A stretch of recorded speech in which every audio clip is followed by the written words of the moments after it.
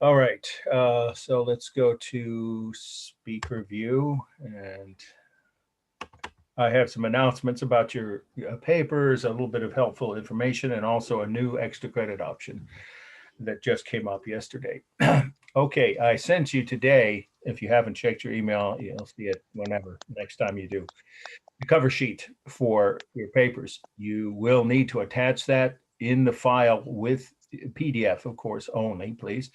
PDF files of your papers for your first short paper, which is due 1 week from tonight.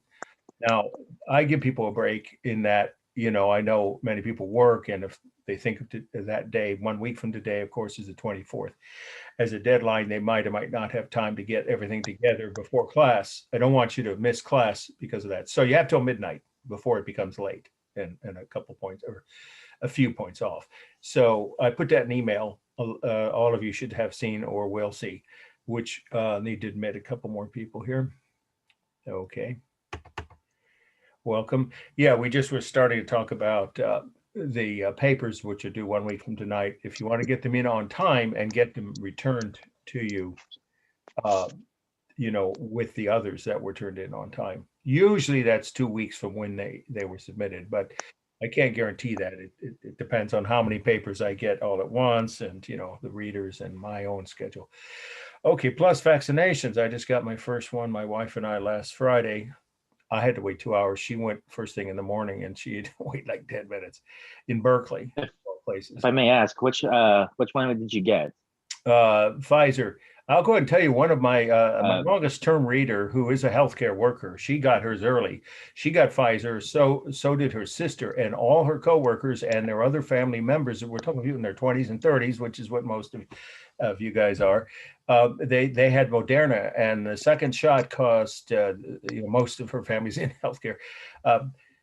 And all her coworkers, of course, are. So out of like a dozen people, the two that got Pfizer had mild side effects, and the ones that got Moderna seemed to have nothing severe, but just more fatigue and muscle ache, a little bit more. Maybe one or two got headaches, but those side effects apparently were very minimal with Pfizer. I actually had a choice. The Berkeley City Health Department gave you a choice of Moderna or Oh, I thought, yeah, Pfizer, no, but you I'm may not have a choice. Yeah, go ahead, please. Yes. Sorry, somebody was saying something. Yeah, so you guys are gonna get the chance. Oh yeah, sorry. Yeah, no, I work for a podiatry off. Oh, yeah. You're fine.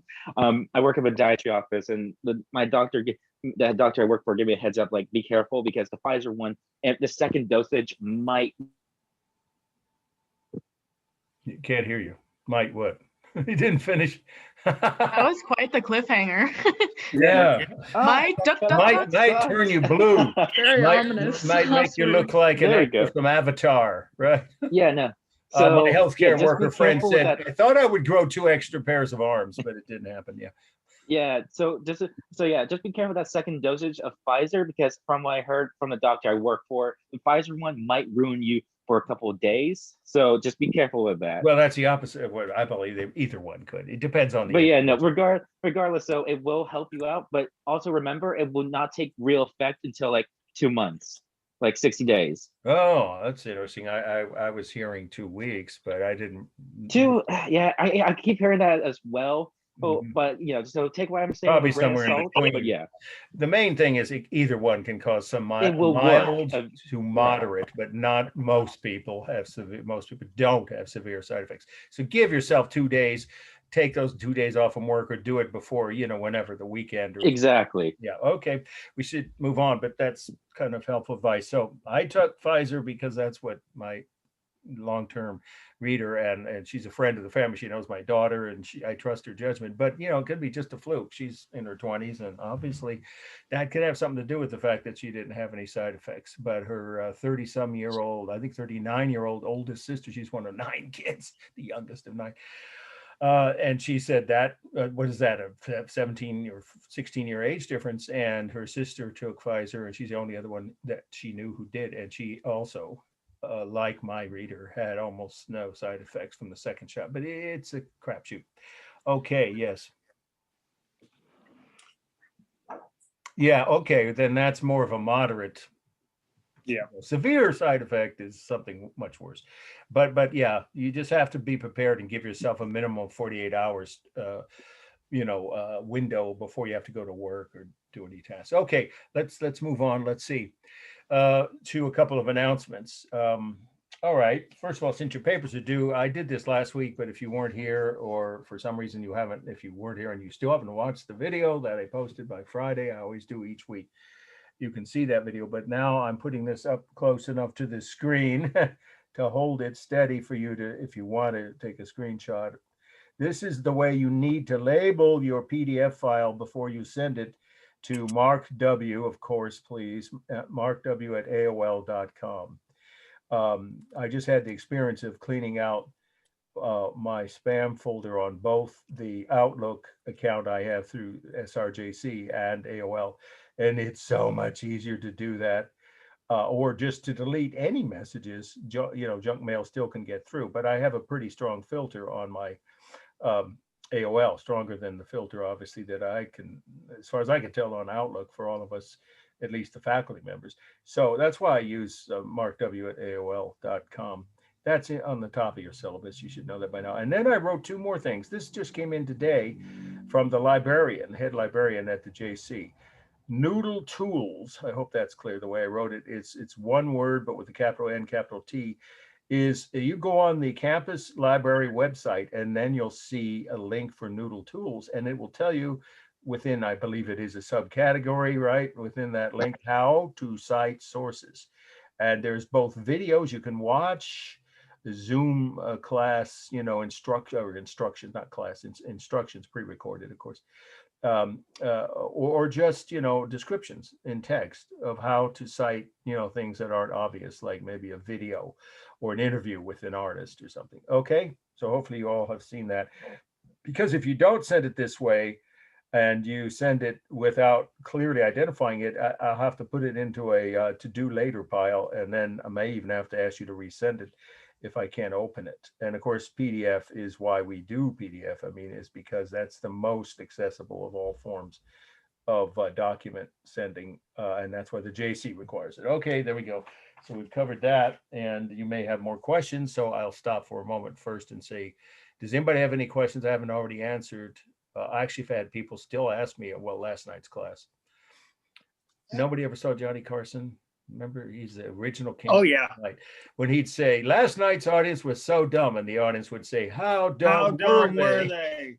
No, don't. If you know somebody by 1.2, don't quote me, because there wasn't a stupid question. Or as my father used to say, he was a classroom teacher in art production before computers that far back. He used to tell us first day of each class, don't hesitate to ask any question that comes to mind. There are no dumb questions, no stupid questions, only stupid people.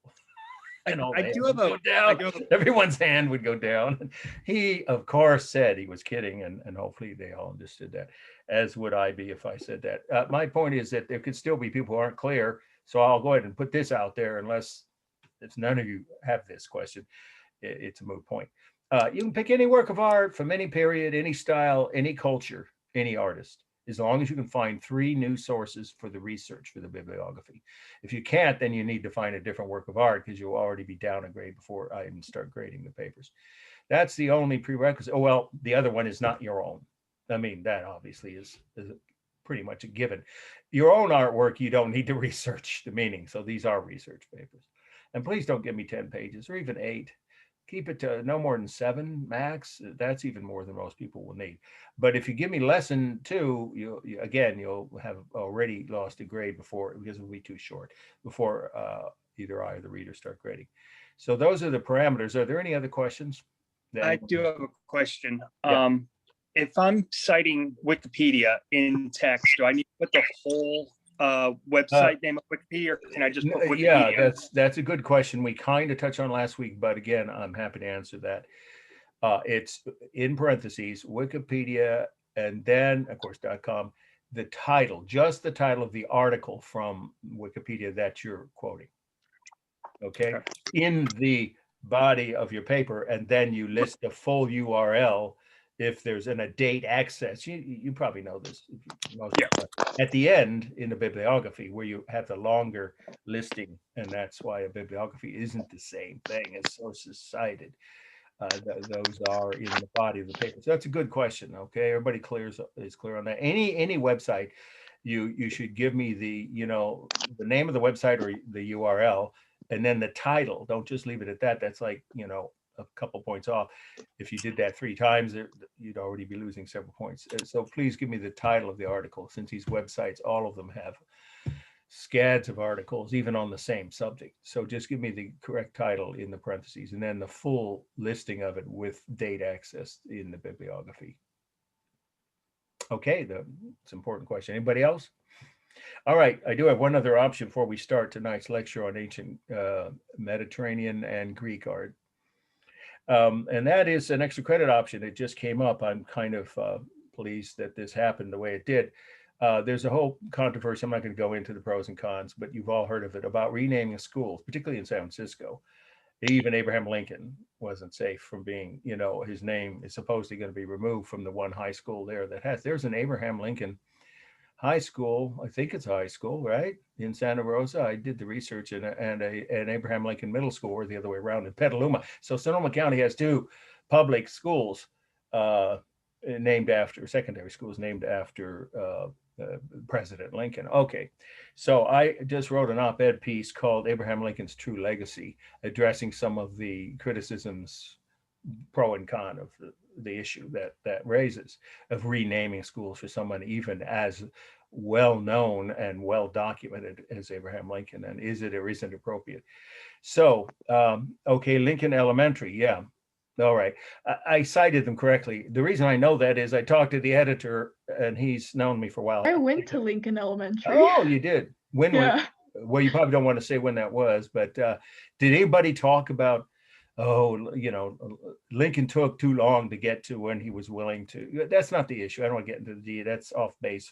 We're not covering 19th century history, but there were pros and cons, and in my op-ed I tried to address them, and then of course I put my opinion at the end. Anyway, the point is, for you guys, for extra credit, it's an easy option. If you keep an eye out on the website, you can access up to 10 times. So unless some of you have done that already, within a year, without having to subscribe to the website for, of course, here it is, the paper. If you don't know the name of your own local paper, Santa Rosa Press Democrat.com, and then look for the op-ed section. It'll be easy to, if I can navigate the website, you can. And then you'd see, of course, my name, and it would mention that I teach at Santa Rosa JC at the bottom. And the title may be different. I gave it Abraham Lincoln's True Legacy. Now, that might run as early as Saturday, more likely Sunday or Monday. There's a 10% chance it won't if some major news story comes. However, for sure, tomorrow, for a whole week, from this Thursday through next, you can find the same article in another newspaper that the editor used to be I used to have a newspaper column, a weekly column. It was fun to write, and a lot of work too. Keeps you busy, while full-time real estate and then teaching at the JC. I had it for 10 years. That editor has stayed in touch with me. So he's the editor now of, I'll tell you the title. It's easy to remember. Alameda Sun, one word. It's like the 2 words, the city of Alameda. You all know how to spell that, right? Sun.com. And if you go on their website starting tomorrow, the point is, if you either one or both, you can do both. You can show me evidence that you downloaded or accessed the article, whether it's a screenshot or, your brief comment. You don't have to write a commentary to get 5 points. It's forwarding an article to me, the link or a screenshot from either newspaper, the Alameda Sun, which for sure is carrying it tomorrow. I just talked to the editor yesterday, and the Santa Rosa paper, the Press Democrat, will probably, it's like 80 or 90% certain, run it on Saturday, Sunday, or Monday. If I know the exact date, I'll send you guys an email. And if you give me a hard copy, because I'm not up there now, you get 10 points. You could mail it to me sometime between now and finals. And it's not like you can be in Alameda. But if you are, and you do that with the hard copy I'm talking about of the Alameda Sun, same article, of course, that's just a few pages. That section's 2 pages, 4 pages. The opinion editorial section, the short name for that is op-eds, and it should be obvious when you see it. Okay, so that's worth 5 points for just downloading or accessing it and showing me proof. 10 points if you actually get a hard copy of the Santa Rosa paper and send it to me at some point. Okay.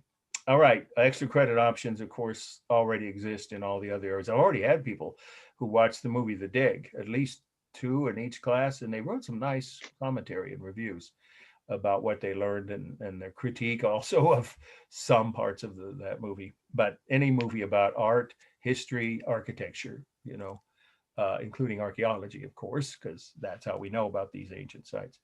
Speaking of which, now we're going to switch to screen sharing. Unless there are any other questions I haven't answered. Okay. Can you repeat the name of the article one more time, please? Yes, sure.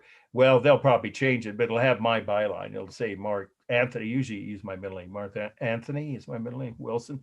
My mother named me after a Roman emperor. No, not really. Yeah, it's called, I gave the title Abraham Lincoln's True Legacy. But it Okay, could thank be you. any title relating to the whole controversy over renaming schools. Okay, so let's get started with now. Okay, and we're going to hide the thumbnails. This first image here. Okay, and it's our first must know. So just want to make sure you guys see this now. And this is on your syllabus at the top of the list for tonight. The title of this slide is Palace Complex, okay, at Knossos, Knossos. Again, that's Knossos. That's the name of a city in ancient Minoan culture, okay? And the location is an island. It's part of Greece. But if you want to get it correct, assuming it's on the exam, it needs to be the same as what's on the syllabus. The location is Crete, the island of Crete, Crete. And the date is 1700 BC or BCE. So this just looks like a pile of rocks with maybe, a couple of columns in the background. I've had students say that. No, it's way more important than that. This was the royal palace. Here we go. The meaning, obviously, is always what we start with.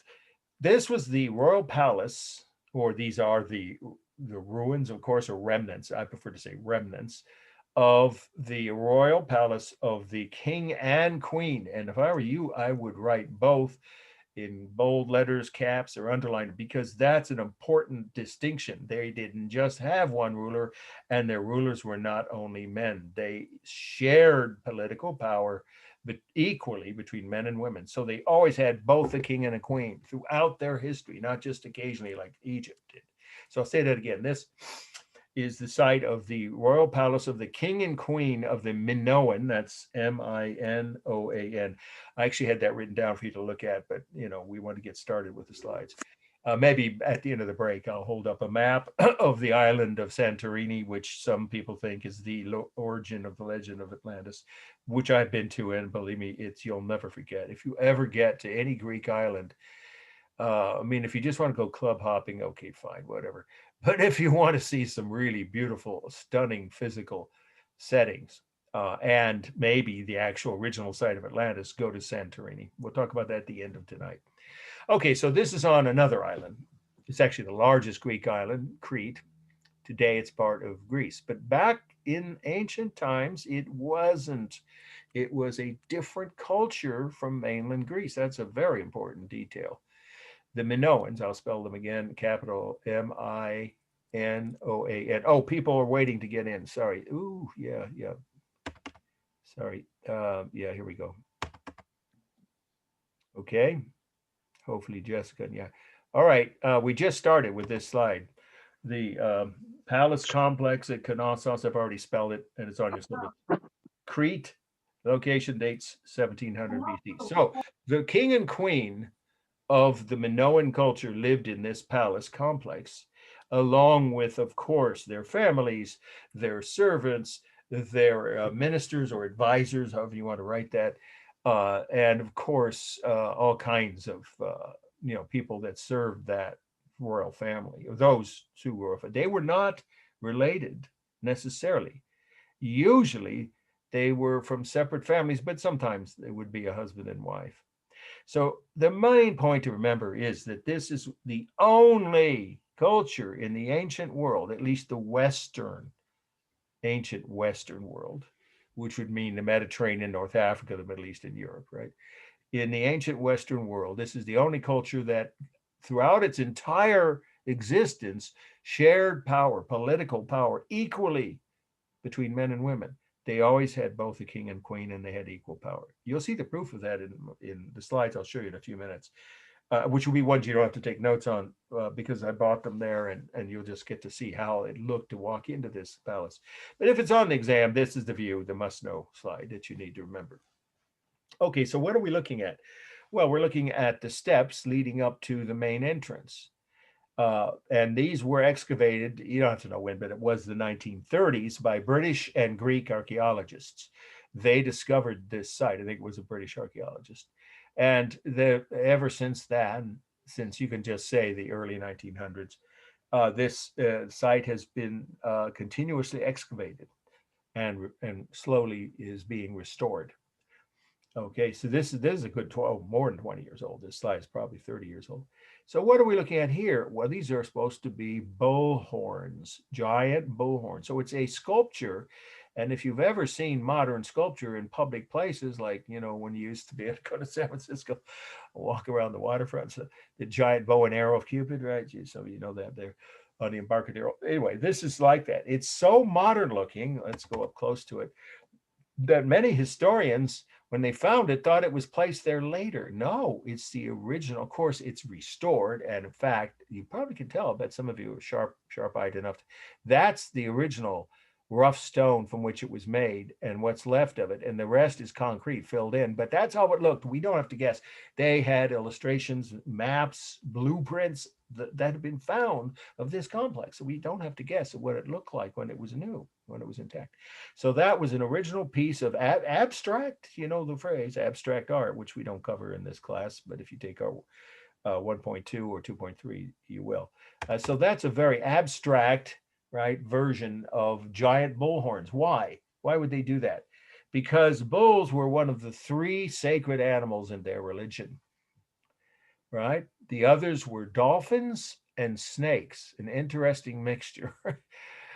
I'll say it again, bulls, dolphins, and snakes were their sacred animals, which they participated with in their religious rituals. You'll see the evidence of that as we go. Then the other thing to look at here is how the entrance has these 2 types of columns, which the Minoans are known for. Very short, wide, some people say short and stubby columns. You know, we'll see with later tonight, we'll get to the Greek temples and things before the break, I'm sure. Yeah. So the fact is, this is not the typical tall, narrow, round column that you see on a Greek temple, which would be easily twice that height. So it's a short, stubby, round column, and then there's a short, stubby, square column. These 2 types of columns are Minoan style, and they were used on all their various public buildings. Okay, that's pretty much the whole meaning, except that historians, you could just add this one line to the meaning, and then we'll do a formal analysis. Many historians believe that the Minoan culture was the basis for the legend of Atlantis. And these are actually, I forgot, another person wants to come in here. Okay, hopefully, there you go. So I forgot to mention 2 other facts, sorry, and they're pretty important. I already told you about the equal power shared between men and women, between the king and queen throughout their history. Okay, so the other 2 ways in which the Minoans were unique, that's not true for any other ancient Western culture, were the 2 more things that made them very progressive by today's standards. I mean, even, and by the ancient world, they're just way ahead, thousands of years ahead. First of all, they have equality between the sexes in their political system. That's mind-blowing right there. Okay, consistently, not just occasionally, you know, when the male heir dies and the wife or daughter becomes a queen. No, it was part of their system, their political system. So the other 2 ways in which they were unique, you should definitely write these down, were that they had no standing army and they only had a navy to protect themselves. They never attacked or invaded any neighboring kingdoms. You might think, oh, well, what's so unusual about that? Although looking around the world now, you can see that's still not always the case. But back in the ancient world, that just was really rare. They felt no need to attack or try to take over any neighboring culture or kingdom because they had plenty. They were a very prosperous society. It was a well-run kingdom. It wasn't even an empire. You couldn't call it that. The Greeks and the Romans and the Egyptians, they all had empires where they conquered other people, right? Besides their own population, but not the Minoans. That is almost unheard of. And here's maybe my favorite of the three features, the third one that marks them as distinct from other ancient cultures. They did not abuse animals. It was against their religious beliefs. That's pretty remarkable. Now, some of you say, I understand if you do, well, wait a minute, were they strict vegetarians? And if not, they were hypocrites. Well, wait a minute. They were an island culture with very rocky terrain and not a lot of farmable land. If you've been to Crete, you know what I mean. And all the other Greek islands, there is nowhere, very little farming possible. So yes, they did fish. They did, but they did not abuse animals in their religious ceremonies. And we know that's what the Babylonians and the Assyrians, and frankly, obviously the Romans, we'll talk about them next week. Did they have a specific ritual that they had to follow for Yes. killing animals for food? Yes, they did. That's true. I wasn't going to mention that, but you're right. That's a good point. Yeah, and it was, not that it makes it, less onerous to anyone who's, against that. I respect that, believe me. However, they didn't, they did here we go. They did everything they could to avoid unnecessary pain to the animal. There is such a thing, ethical, right? Animal husbandry. We know that there were some of you probably you're old enough to have voted on propositions for humane treatment of chickens and other domestic animals, right, that are often sold to markets later after they're gone. So they had some strict rules about how to treat animals, that even the ones that they did have as part of their diet, but they never abused animals for sport or religious purposes when every other ancient culture did. When we get to the Romans, they loved using animals and humans to fight and kill each other and watch the blood flow. This was against their religion. So that's why they had these sacred animals, bulls. They had no bullfighting, but they did use bulls in their religious ceremony, but no harm was done at all to the bulls. Or What did they do with the bulls? we'll talk about it. We're going to get to that. Yeah. So hold that question. Yeah. You'll see what I mean. It's definitely a non-harmful thing. In fact, it's even amazing because the only risk was to the humans, unlike with a bullfight. Well, there is a risk to the humans in a bullfight. I went to Spain 4 times, one of my favorite countries, and every time I went, I met friends over there, people I became friends with, Spaniards. And in Barcelona, they didn't invite me to a bullfight because that part of Spain is trying to get rid of the bullfights in northern, it's called Catalonia. But the rest of Spain, they still like their bullfights. And no, thank you. No, don't need to see that. But, it's a difference of perspective. Anyway, the point is they did not harm any animals in their religious ceremonies ever. So they did not abuse animals for sport or religion. That's a huge difference. Okay, formal analysis. If you were to stand here, I think you can tell, it would be completely symmetrical. This is directly in the dead center of the plaza, the entry plaza, and then these 2 columns obviously are equally spaced. And so, of course, it's completely symmetrical left to right. I would make the case that it's symmetrical top to bottom, too, because the floor, you can't see it, but obviously it's there, is made of stone and brick, or tile, probably, and stone, and then the ceiling is made of stone and brick, and they're the same width and length. So it's balanced both ways. Then we have the colors. They're warm on the walls and the ceiling, cool on the, of course, white painted columns, cool on the gray stone sculpture and the stairs, which is all, bluish gray stone. So it's mostly cool, the site. For space, you have a long, narrow hallway. Only this part's all you have to write about. It goes way back. You're going to see all the rest of it in the next few slides. So just for now, this slide, if you're writing about it, you'd say the real space is a long, narrow hallway with about a 15-foot high ceiling, period. it's real space. The largest mass is the stairs, of course. Not really, to me, it's kind of, I've climbed up those stairs. No shade, very hot there, hot and dusty. And then the second largest mass would probably be the walls, and then the ceiling. And then I guess you could say probably the columns if you want to go that far. There is some painted line here. If you get up close, you can see it on the tops of the columns. But other than that, the line is all visual, formed by the shadows of the sun, which of course is not a technique of modeling. In architecture, modeling is just the natural shadows, from sunlight. And then we have the rhythm, of course. The stairs create rhythm. The bricks, or stones, I meant to say, in the walls create rhythm. The two columns, even though they're not exactly the same shape, they're the same width and height. And the bullhorns. So there's a lot of rhythm. It is stable on the walls, and the stairs dynamic on the sculpture, the bullhorns. And I would say both columns are somewhat dynamic, though this one's a little less so because there's diagonal lines at the top of both columns.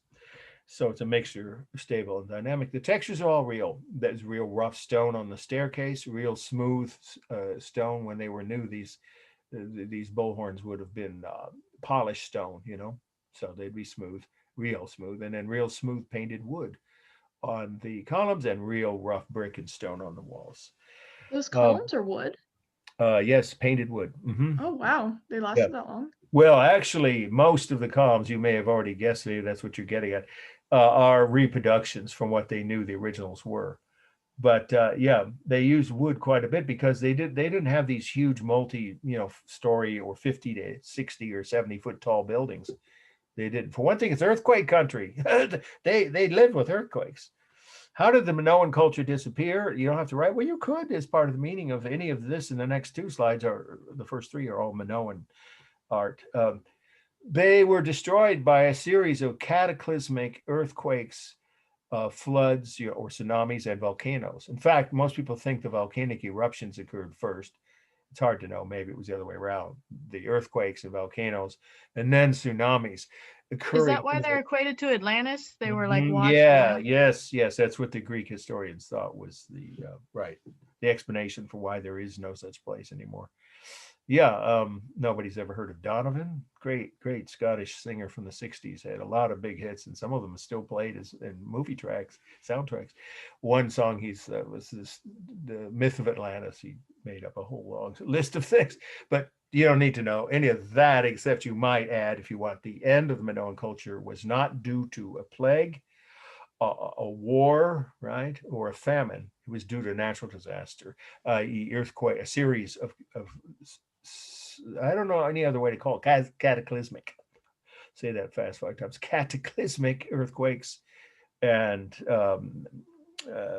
volcanic eruptions, which were followed, of course, by tsunamis. So it didn't all disappear overnight.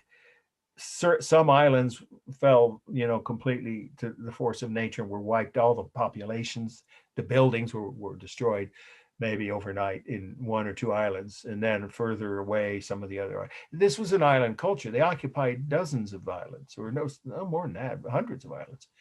Most of the Greek islands were part of Minoan culture. Okay, let's move on. And now you can just rest your whatever note-taking hands.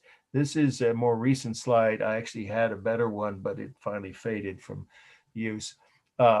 So pardon the slide. You don't have to write notes on this. Is not a must-know. I'll tell you in about 5 slides. We'll get to the next must-know. But this was the other side of the complex, the palace complex. And when the king or queen or both, sometimes together, wanted to address the population, they would stand up here. Or sometimes one of their ministers or generals would, if they needed. Or they didn't have generals, they had admirals, right? They had a navy, because of course their island culture, they had to defend themselves from attack, but they actually were never attacked. From everything I've read, they weren't, because the other kingdoms around them, Egypt, Babylon, Greece, they respected this culture and traded with them peacefully, because they were it's like, why destroy the goose that lays the golden egg? You've heard that phrase. They got so many good things from this culture in trade, peaceful trade, that they never were attacked.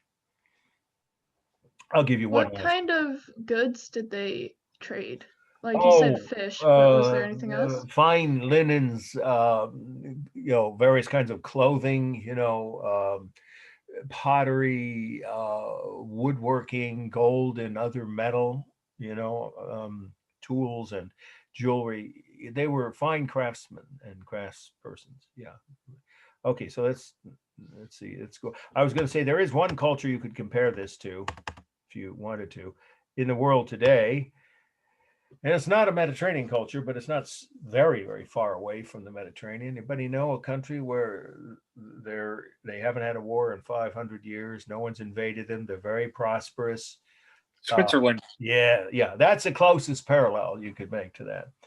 I have many friends in Switzerland, been there 4 times too, and they're very proud of that fact that they've never been invaded. Hitler didn't even invade them. He could have easily conquered them in about 6 days, but that would have been stupid because what the heck? He could just, go with their banking system, and unfortunately, that wasn't a good thing, right? They took money from everyone, including the Nazi German government during World War II, but they didn't have a involvement in the war itself because they were neutral and no one challenged them. Okay, here are the slides that I purchased while I was there. I love these slides. They've held up so well. This is what the palace looked like pretty much when it was new, except there were a lot of people walking around in ancient attire. That's a series of Minoan columns. These are wood. And they would almost always, they flared upward. You see, they get wider. That's like totally counterintuitive. Most cultures, either the columns are exactly the same width, all up and down the length of them, or they might get wider toward the bottom. So the Minoans were just being different, you could say, or creative or original, whatever. I liked it, the appearance. And then they painted the capitals. That is a word you might need to know. It's not on the syllabus or, not on the list of terms to know.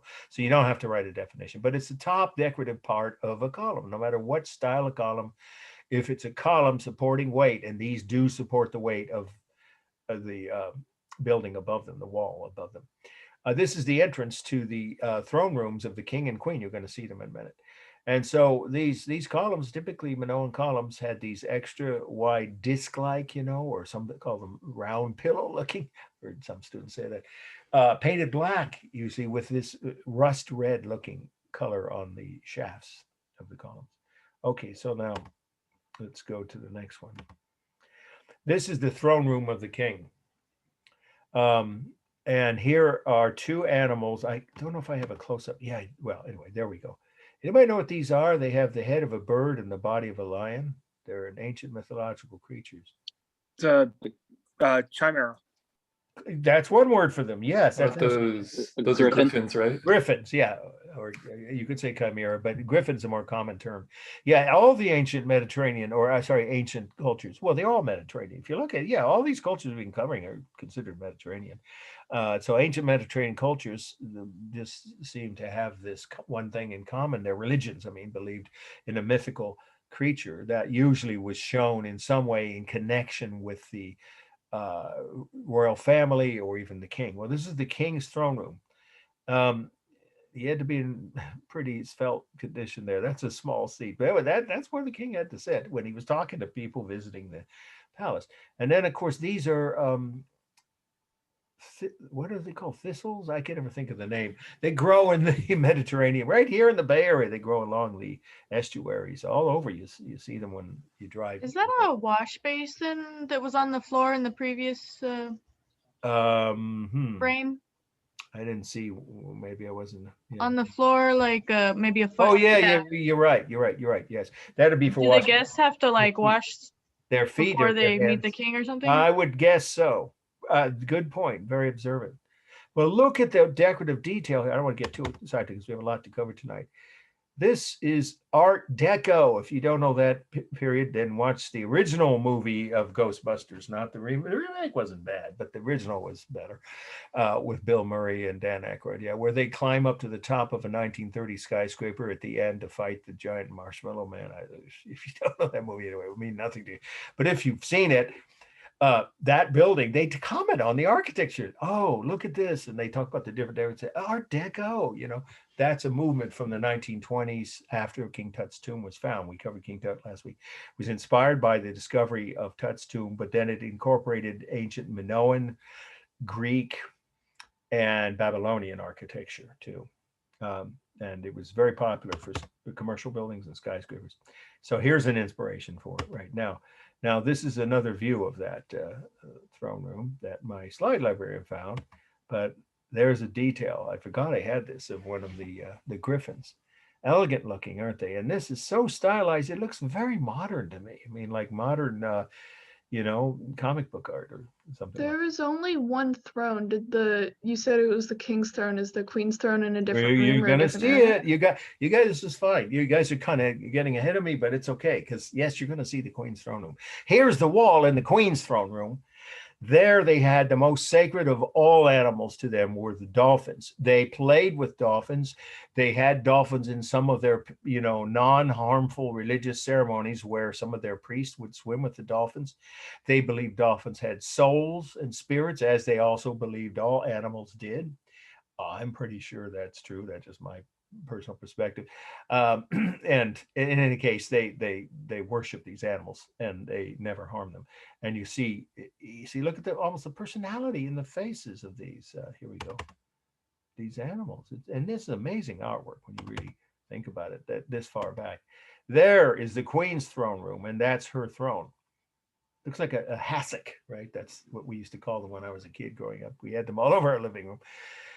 And here they are. That's that same view we just saw, only from a distance. But what I liked about this room was it was the coolest room in the palace, and I don't mean cool. I mean temperature-wise, it was 15-20 degrees cooler, because they knew about the high ceilings and the open passageways for air circulation, and the louvered ceiling kept the heat going mostly up into the heat rises, right? They had figured all this stuff out before any modern technology. It's really remarkable. Does the absence of the wash basin in the queen's room mean anything? No, it's just an interesting point you're raising. It may have been that it would have been here. It looks like a depression in the floor that they could have used for something else. But yeah, no, I'm sure whatever rituals, they were the same, for visiting dignitaries, right? Okay, let's now get to our next must know. Oh, I forgot I had this view. Yeah, this is, wow. This is much darker than it really was when I was there. Okay, and then there's the ceiling above. All right, there's a close-up. All right, this is the next must know. And this is an important one. I won't cut it from the study list. This is Snake Goddess, 2 words. And of course, goddess is 2 D's and 2 S's. Snake Goddess, Crete, same location, 1600 BC or BCE. Now, I'm going to start by telling you that most historians, no, you can never say most, I should always say many historians, so it's part of the meaning now, right? You should write down. Many historians believe that this was not a snake goddess, but a priestess, a human being conducting a high priestess, in fact, very high ranking. I already told you they had equal roles for their political system, but also for their religion. Now, I don't know if I said it that clearly, but if I didn't or it wasn't clear to you, you should write it now. The proof of that is in their artwork. They had both men and women together running all their important religious ceremonial activities. And here's one who's got 2, yes, they are poisonous snakes. Let's see, I might have a close-up. No, I don't. That's the next one. Yeah, getting one ahead of us. And she's got a trance-like stare. Some people think that she literally must, all the priests, both male and female, must have imbibed something, or smoked something, which they could have. I don't know the evidence for that. But in other words, to take 2 poisonous snakes and hold them this close to their face is a little risky. But that's part of the reason that they had these ceremonies. They never harmed the snakes, and the worshipers in the temple where we know they did these ceremonies, there was written evidence as well as visual that they did these regularly, probably, every week or so. And the high priestess and high priest, both male and female priests, would conduct the ceremonies and take turns doing this ritual with these snakes. I imagine occasionally one of them got bitten, but they didn't harm the snakes. They weren't supposed to. It was against their religious beliefs. But my favorite little detail on this is what's going on up here. What do you think that might be? Anybody? Rabbit. Oh, no one's ever said that. Owl? It looks like a dog. No one's come on to the one that most. An owl or a cat? That cat, I think it's a Falcon, very nervous cat. It could be any of the above. You just say an animal, a small domestic animal perched on top of her leather hat. That's what she's wearing. Oh, look how ornate it is. It's a hand-tooled leather hat. Remember those came up with the Babylonians. And yes, the breasts were bared, both the men and women. Their outfits for their ceremonies had that feature. And the men and women wore, you could say, well, dresses. I mean, this attire, same attire, a leather apron, which might help you if the snakes were down here, but they're not far from her face, right? And then, of course, they did various chants and, singing. In other words, they got their I start to say audience, you can say audience, but the right word is their congregation or worshipers into a trance-like state, because they were in a trance-like state. You just about would have to be in a trance-like state to do this and risk death by poisonous snake. I mean, some of these snakes were extremely, I know they're actually, people do die in the tens or dozens in these Greek islands every summer because they go out in the countryside without proper attire and get bitten in the ankle by a snake. There are a lot of poisonous snakes in the Greek islands. So that's one proof that they. What's the point of this ritual? That they were worshiping the snakes, and the snakes were religious icons to them. And what they symbolize is a much deeper thing than we have time to go into now. And I only have read a little bit about it. So you could just say they worship snakes as part of nature and their overall admiration, you can say, for certain animals. And when they use them in their religious ceremony, they became part of the ceremony. Which, of course, the whole, again, I did just say, so if you didn't write now you should, that the whole point of these ceremonies was to get their worshipers, their audience, how we want to write it, into an equally trance-like state of mind. You've never been to a charismatic Christian or other or Muslim, they're both, and there were some Jewish ceremonies, a few I've seen. It happens all over the world now, right? And every major religion has at least the branch of, subcategory where they have these, they call them charismatic. You don't have to write that. But it's not unknown. Anybody see the movie Blues Brothers? Anybody see that movie, the original Blues Brothers? Oh yeah, John Belushi, where they go to church and Jim Brown, one of the all-time great singers, is getting the audience whipped up just like this. I grew up in Chicago, so I went to Black congregations. Were friends of mine who were African American invited me and my family occasionally. And yeah, if you're going to participate, you're going to get into a kind of a, not exactly a trance, but a natural high. And the same thing is true of Nichiren Shoshu Buddhism. I'm getting off base here. A lot of Buddhist chants, which are mostly more modern than the original Buddhist teaching. We'll get into some of that later. But anyway, the point is that it's not uncommon in any religion. But here they took it to a new level when it involved the use of animals, which could have easily harmed at least the bulls. Now we're going to go to that. Oh, we didn't finish with this. So that's the meaning here. She's conducting a snake ritual. She could be just an image of a goddess who was in some way, superhuman and, holy. But we know that the human priestesses, right, the high priestesses themselves did exactly these ceremonies. So I disagree with Soxit on that. I think the right title is Snake Priestess, but she calls the snake goddess, so we'll stick with her title. But you can find it either way if you're doing research for your paper or extra credit. It's a very interesting thing. If anybody wants to double check and get back to the rest of the class, you can get extra credit with what specifically were they thinking about the snakes symbolizing during the ceremony. I don't have all that information. All right, formal analysis. It's completely symmetrical, totally balanced. You could say it's weighted toward the bottom, but I don't think so. If you drew the line here, mid line across the apron, the leather apron, it's about equal mass both ways. And obviously her body is symmetrical. And then we have the rhythm of the two snakes, her eyes, her breasts, her dress, the patterns on the dress, lots of rhythm. The largest mass is her body. Then the snakes probably, but it's a close call. I'm going to call this a cat. You call it what you want. The animal or domestic animal on her head would probably be the third largest, and then her hat, if you want to go to the fourth largest mass. For space, it's about 18 inches tall. And there's only overlapping. Her clothes overlap her body, and her hat overlaps her head, and of course her hands overlap the snakes. So it's real space with some overlapping. There's no modeling here. It's in a museum. I've seen this piece. It's fascinating. The colors, a mixture of warm and cool. You can see that across the patterns of her dress as well as her let's take a look at, see, actually, originally, her face was painted white. We're going to say why in just a minute. That's always the case with female figures in Minoan and other ancient cultures. I actually kind of already touched on that last week. If you were watching the lecture, you should have already seen by now of ancient Egypt, but I'll repeat that when we get to the next slide. So just say originally she had a white makeup on her face, and that would make her skin tone, not the real skin tone, but in the figurine. It's a figurine, right? That's the right word for this size of sculpture.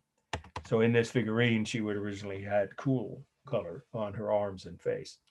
And then, of course, mixture of warm and cool. The snakes, well, actually, and the cat, if it is a cat, are all warm. There's the realistic cement texture, superbly done, of the clothing, the dress, the leather apron, the skin tones, and her hat, and even on the animals, the snakes and the cat. We'll say cat or cat-like creature. And let's see, it is mostly stable. Look carefully. Her arms are slightly dynamic at the outer edge here, and the snakes are, but even the cat or cat-like creature is pretty much upright. So it's mostly stable. Okay, and of course it's balanced, right? As I already said. Let's see. Oh, line. There is painted line on this around the face and the dress. Okay, this is the next must know. Also very important. I won't cut this in the study list. This is the bull jumping fresco. Just like it sounds, bull jumping fresco from Knossos. And I already spelled it, but I'll spell it one more time. Knossos. The location is Crete, again, and the date is 1500 or 1500 BC. This is a fresco from the wall of the royal palace. We just saw the royal palace in the first slide tonight. And it has been reassembled. That's the right word, reassembled on the wall of a museum in Crete. I've been to that museum. If you ever get to Crete, you should do both. You should go to the actual site. Of course, there's nothing to compare with that of an actual ancient palace. And then maybe you could do it in one day, but it's a lot to do because they're not real close. But in the main city, you don't have to know, it's called Heraclion. But anyway, there's only one big city on Crete. A lot of little small towns. Anyway, in the main city of Crete is a museum where all the Minoan artifacts that they saved from these archaeological digs are in this museum, the ones that didn't get taken away from Greece. And this is there along with many other frescoes. So what are they doing? It's another religious ritual. And there are both men and women equally participating. The proof is right here. These are women. If it's not obvious somewhat from maybe their hairdo, the skin tones will nail that for you. Remember, it's not that they actually had that kind of light skin tone, or even that they covered their entire bodies or all their exposed skin, maybe just their faces, like the Egyptians. But even that, it's not necessarily the case. Did they do that just to differentiate? Yes, you said it perfect. Yeah, well, you guys are just right on the nose tonight. Yes, you said it perfectly. Just to differentiate as an artistic device. And then here we have the only male at this point, who I would consider to be, he's a little shorter if you do the math here, than the two women. They're fairly tall. Why? Because they have to catch him, and he's jumping over the back or leaping over the back of a bull, and this priestess will catch that priest. And of course, if she doesn't do it right, they're both going to get hurt. And the bull could easily harm them. You can see this woman here, this priestess, is grabbing the horns, and then she's going to do it next. They would do this over and over. I mean, to me, that'd be much more interesting than watching a bullfight. Not to mention the injection of all the blood in a bullfight. No blood was shed unless possibly one of the priests didn't get out of the way in time or missed the target of grabbing the horns. And maybe then the only harm was to the humans. So that's, again, proof of their respect and admiration, or you could even say love for certain animals, for animals in general. And for the three sacred animals, the bull was one of the most sacred. Well, I already mentioned they believed other animals had sacred qualities too, but the three main ones I've already mentioned now.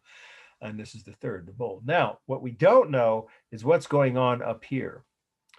This, I've had students write papers about this and say it looks like the planets of the solar system, or, you know, even further out into outer space, lined up. Maybe. Others said it looks like rocks under a clear stream where, you know, the water is so clear you can see all the way to the stream bed and you can see the rocks at the bottom. I think it's just geometric patterns, but let's see one more view. I think I have another view. Whoops, no, I don't.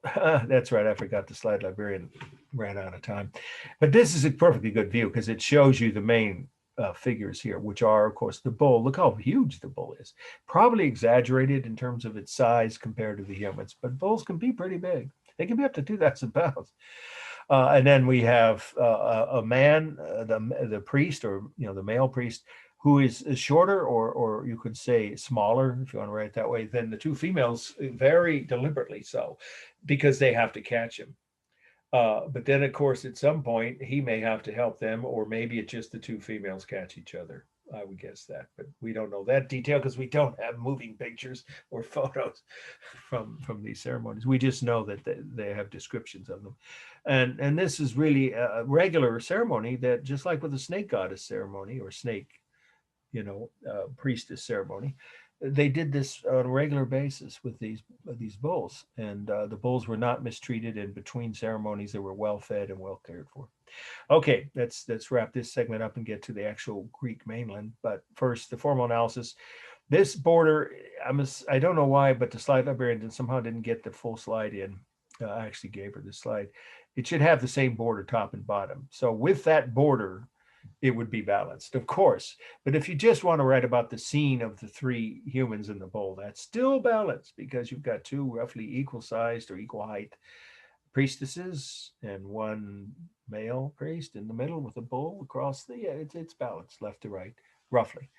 And I would say top to bottom. The rhythm is obvious with the repeated arms and hands and legs, and even the hair on the bull's body, right? And its legs. The largest mass, easy, the bull, and then the two females, the two priestesses, and then the male priest. Here there's minimal similar texture, mostly on the bull. I don't see too much except the hair, maybe just the hair on the three priests. Well, the horns, of course, but that's all part of the bull. So there's some similar texture, and that's done with painted line. All the line here is painted.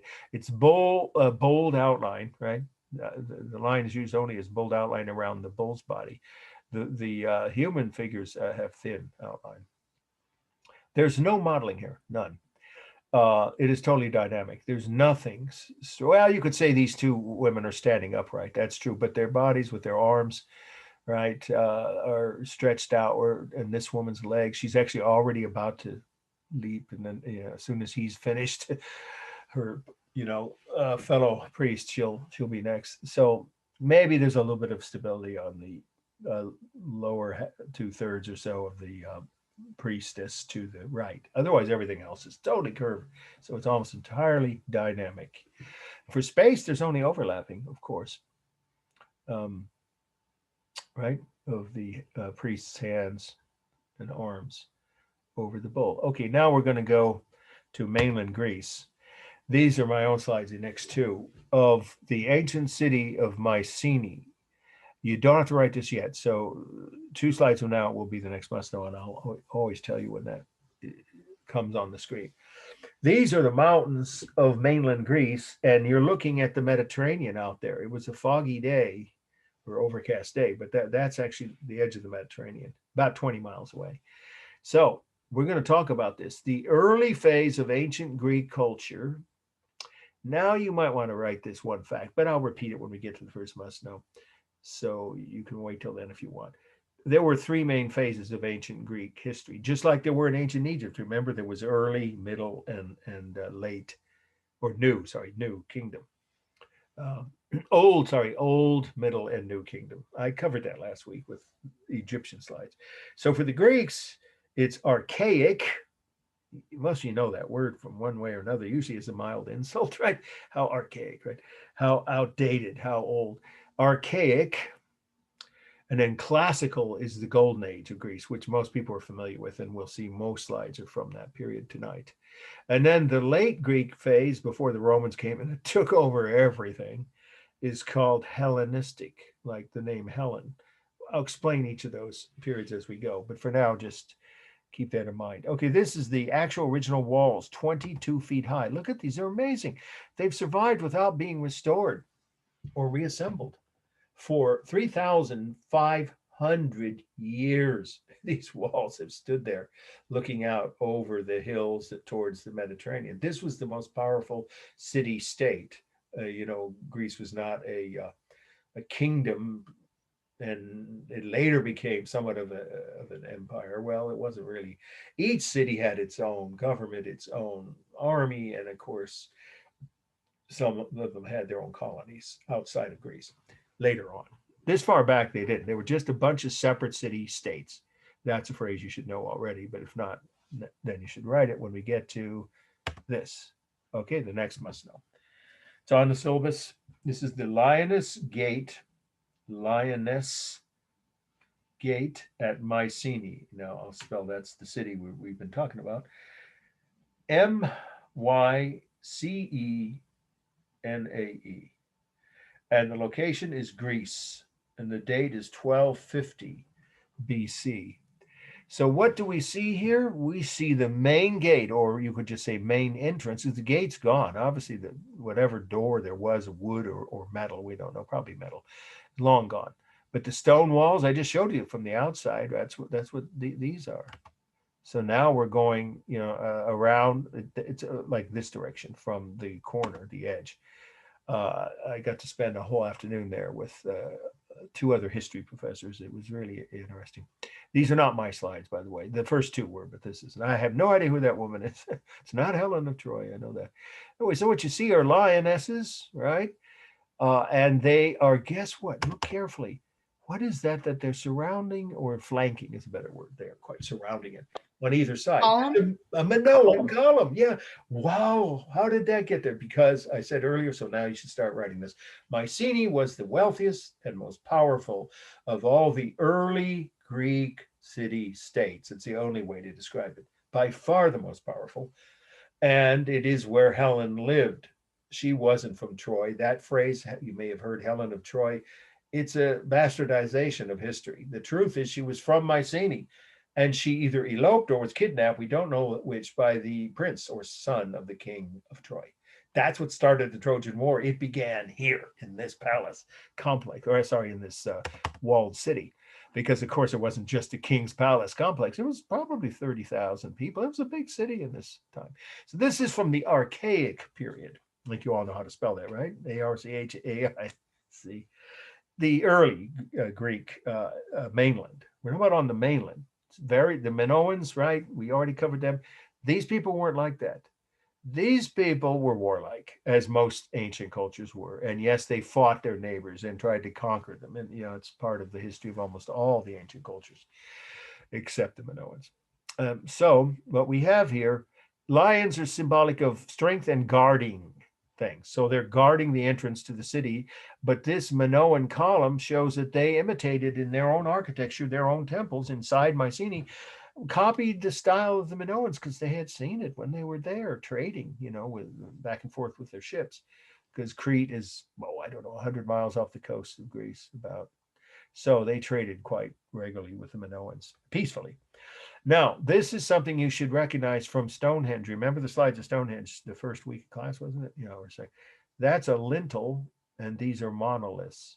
They're huge. See, this is, I don't even know who she is, but it's somebody who was a tourist, probably that another professor I'm sure this is some SRJC professor 20 years or more before, maybe even, it's hard to say, sometime I guess in the 70s or 80s, before I was teaching at the JC, took these slides and gave them to Slide Library. So I have no idea who she is, but it's convenient she's standing there because she is got to be at least 5 foot something.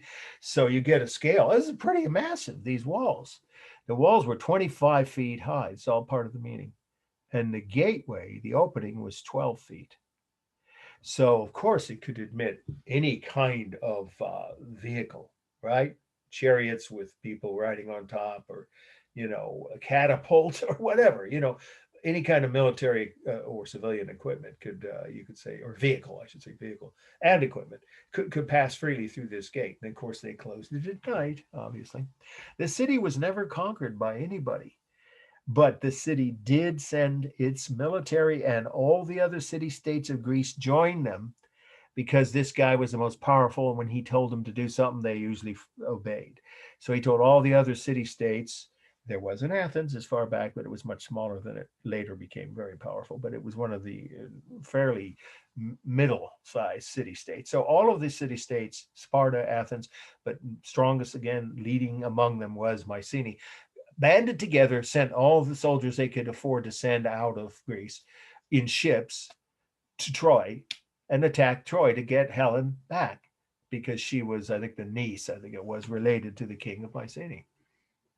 Or sister-in-law, actually, sister-in-law. Anyway, the point is, the Trojan War began from right there, where this site we're looking at. Okay, that's plenty on the meaning. Formal analysis, it's balanced. Here you see with the two lions, and of course the walls when they were original. Now they're only 22 feet now for space. You want to say the walls were originally 25 feet high, but the remaining sections are about 22 feet. So they're lost the top 3 feet. There is no technique for space. It's real space. The stones create rhythm, as do the two well, they're all stones, monoliths, and then the two lions. There is carved line, of course, around each rock, and that creates visual line where the shadows are. But there's carved line here, of course, on the lion's bodies to create the only similar texture is on this. It's called a keystone. You can say triangular stone, but the right word is keystone. And so these two lions and the column here have similar texture. Everything else is the real rough texture of stone.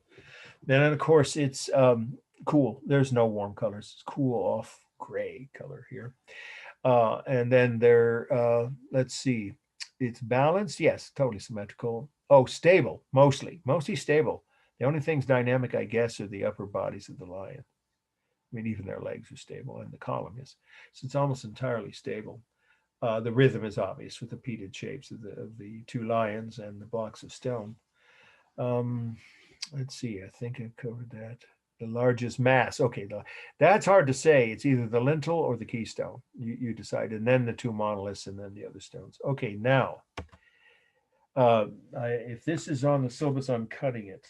It isn't, and we're gonna. It's one of the tombs of the king. They think it's the same king that sent the warriors to Troy to attack and get Helen back. So we just know one of their most powerful kings was buried here because they found his body and all his worldly belongings. What does that sound similar to? Of course, they were inspired by the ancient Egyptians and the burials in the pyramids. These people visited, this culture visited all around the Mediterranean. So they were influenced by other neighboring cultures. But it's not on syllabus, and we want to catch up on time. So now let's get to, that's in Santorini. We'll talk about that at the end of tonight. Okay, the next must know. Dipilan Vase, that's Dipylon Vase, Greece, and the location is Athens. Okay, so what do we see here? We see a vase with a narrow base and a wide opening, about 2 feet tall, with a handle on each side. That's what a Dipilan vase is. I'll say that again.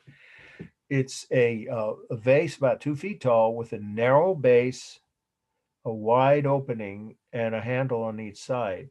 But another point about the meaning is, well, why did they make these? Just for decoration? Sometimes, yeah. This might have only been for decoration in some rich person's house, but they usually use them for practical purposes. So what was this used for? Mostly these were used for carrying either large quantities of liquids or dry goods, like seasoning or salt, right? or grain even. And or wine. Yeah, wine was often carried in this. Yes, here we go. Welcome. We were just getting to this slide now is the first slide of the ancient Greek. The part you missed, you can see, of course, as always, on Friday by 7 p.m. on YouTube. Okay, Dipilan Vase, Dipylon. That's the one we're on now, Vase. Okay, so this was from mainland Greece, and it was from Athens. We don't know the name of the artist. That far back, there were no records kept. And this is archaic, which means what? Well, we used to say primitive in terms of the style of the painting on it, but now that isn't an accepted word, so we don't use that anymore. So what other word should you put in your notes? You can say naive or untrained.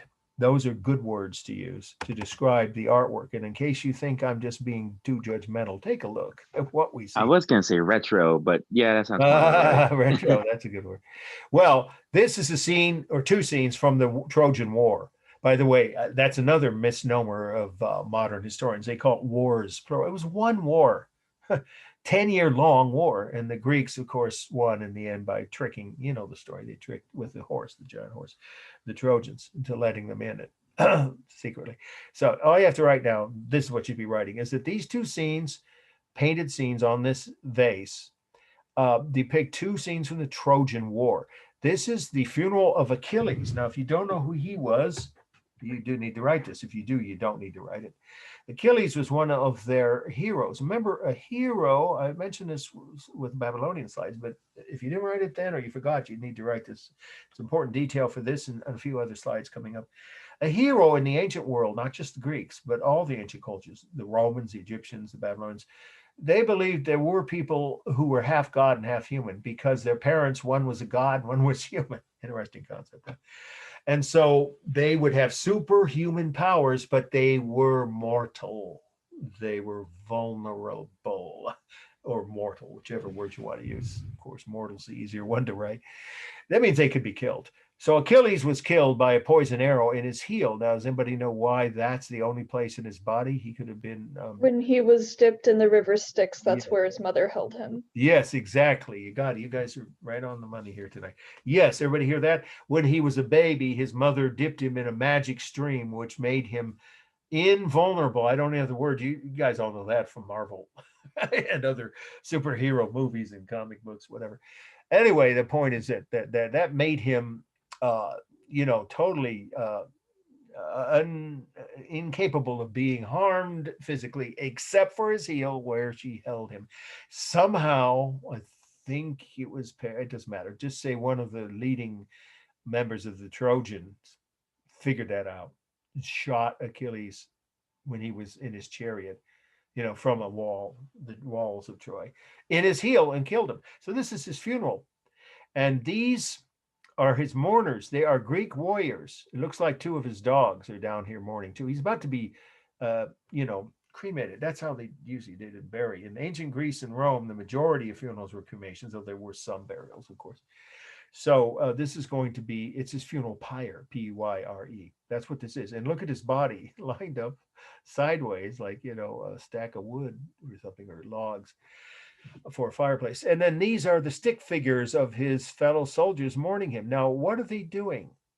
Do you see their arms? Those are supposed to be their arms.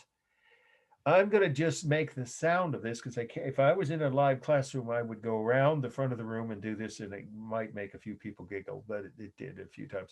There's a Greek mourning ceremony which is still practiced in small villages in rural Greece. I've seen it when I was in Greece. I was there for many weeks staying with Greek friends. And we traveled with one of their tiny little French cars all around Greece. So it was really great. And I got to see a ceremony where the mourners, male and female, not just the relatives, but anyone who comes to mourn a dead person before they're now they mostly bury them, but back then before the funeral pyre, before the fire was lit, they would walk around the deceased person's corpse and raise their arms above their heads, kind of like this, only these are really primitive. Oops, I said primitive. Naive, untrained images, stick figures, right? And go, huh, huh, over and over like that for like hours. I finally left the one funeral I saw. I said, okay, I've seen enough of this after 15 minutes. How long is this going to go on? Well, it could be half an hour. It depends on how much people felt, they wanted to mourn. It's an ancient Greek tradition that still exists in some isolated parts of Greece. Okay, so that's what this is. And this is the battle after the funeral in which they got revenge. They killed the Trojan who had killed Achilles. They managed to, I don't know how they did that, fired an arrow off and killed him on the wall. Something. I would just say it's an attack after the funeral. And again, look at this. These horses, my daughter drew better horses when she was 5 years old. They're supposed to be 3 horses side by side. And she called them spaghetti legs when she had friends who would draw horses that way that couldn't make them look like real horses. And look at these warriors with their shields heading into battle. these look like half-eaten apple cores to me. Again, it's naive. You could almost say childish, but that's probably not the best word to use. I actually got, can you believe this? I got marked down to a bare passing, a C grade, in the only evaluation I've had where I didn't get, above 90% from the evaluators or teachers, right? And students both, by a faculty member who was offended that I said that this was childlike art because she had a big passion for Greek. Well, okay, I won't use the word childlike. You shouldn't either.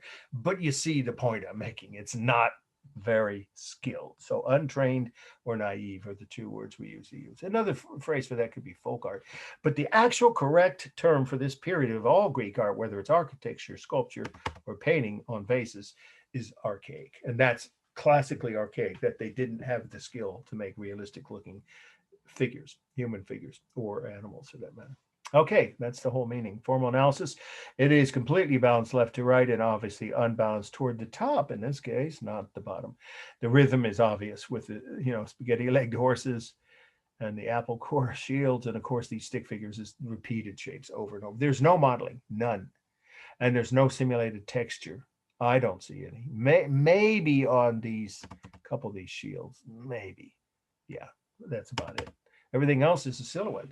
And of course, the rhythm is obvious, the repeated shapes of the animals and the humans. And they're mostly, the figures, animal and human figures, are upright and straight, and therefore it's mostly stable, each of the two scenes. So the only technique for space is overlapping. This is not a register line. These are not two events occurring simultaneously. They stopped everything for this funeral, this mass funeral, and all the warriors in front of the city walls would have participated because he was their hero. When he died, they all mourned him. And then maybe a day or two later, the other scene occurs. So don't say there's register line. It's just overlapping. And there isn't much of that. Even the shields overlap, I guess, a little bit, these stick figures here, right, to some degree. And I guess these horses overlap each other, as poorly drawn as they are. All right, it's all warm colors.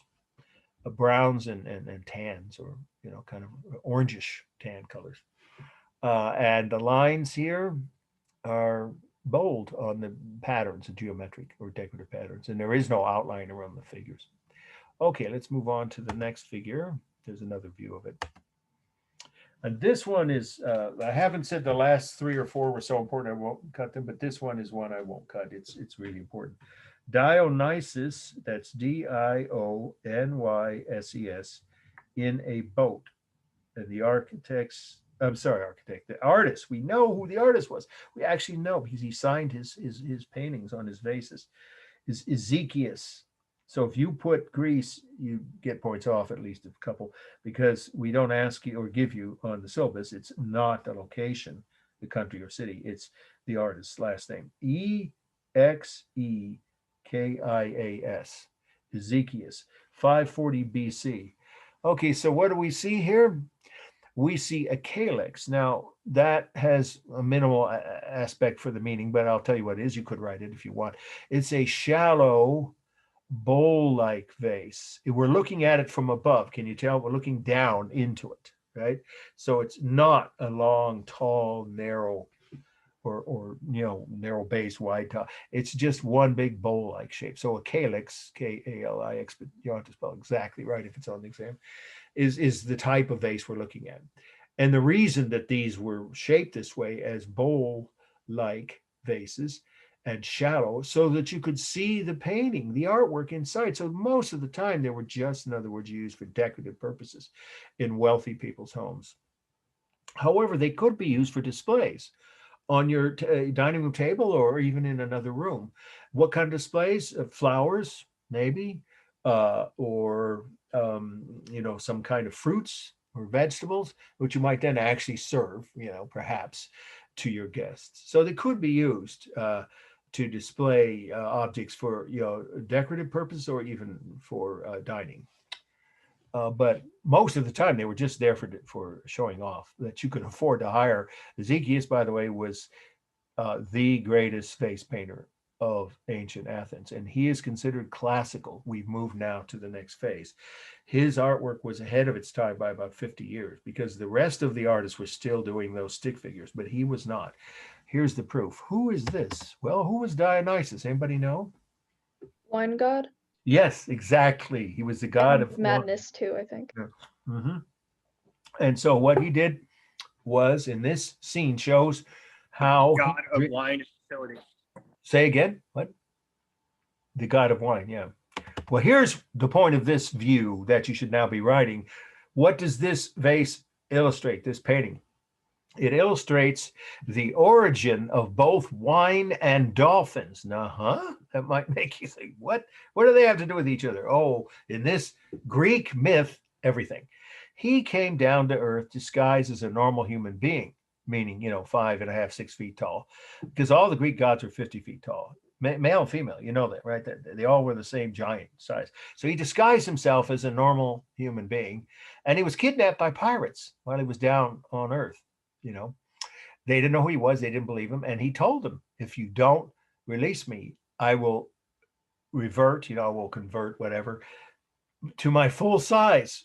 They didn't believe him. So he did. And guess what? That knocked because there was no room on the boat after that for the pirates. He knocked them into the sea and they would have drowned. So he took pity on them and converted them into dolphins. So who knew dolphins were descended from pirates? But according to the Greek mythology, that's the origin of dolphins. What's the other origin myth? Remember, that's a phrase. I actually haven't used that.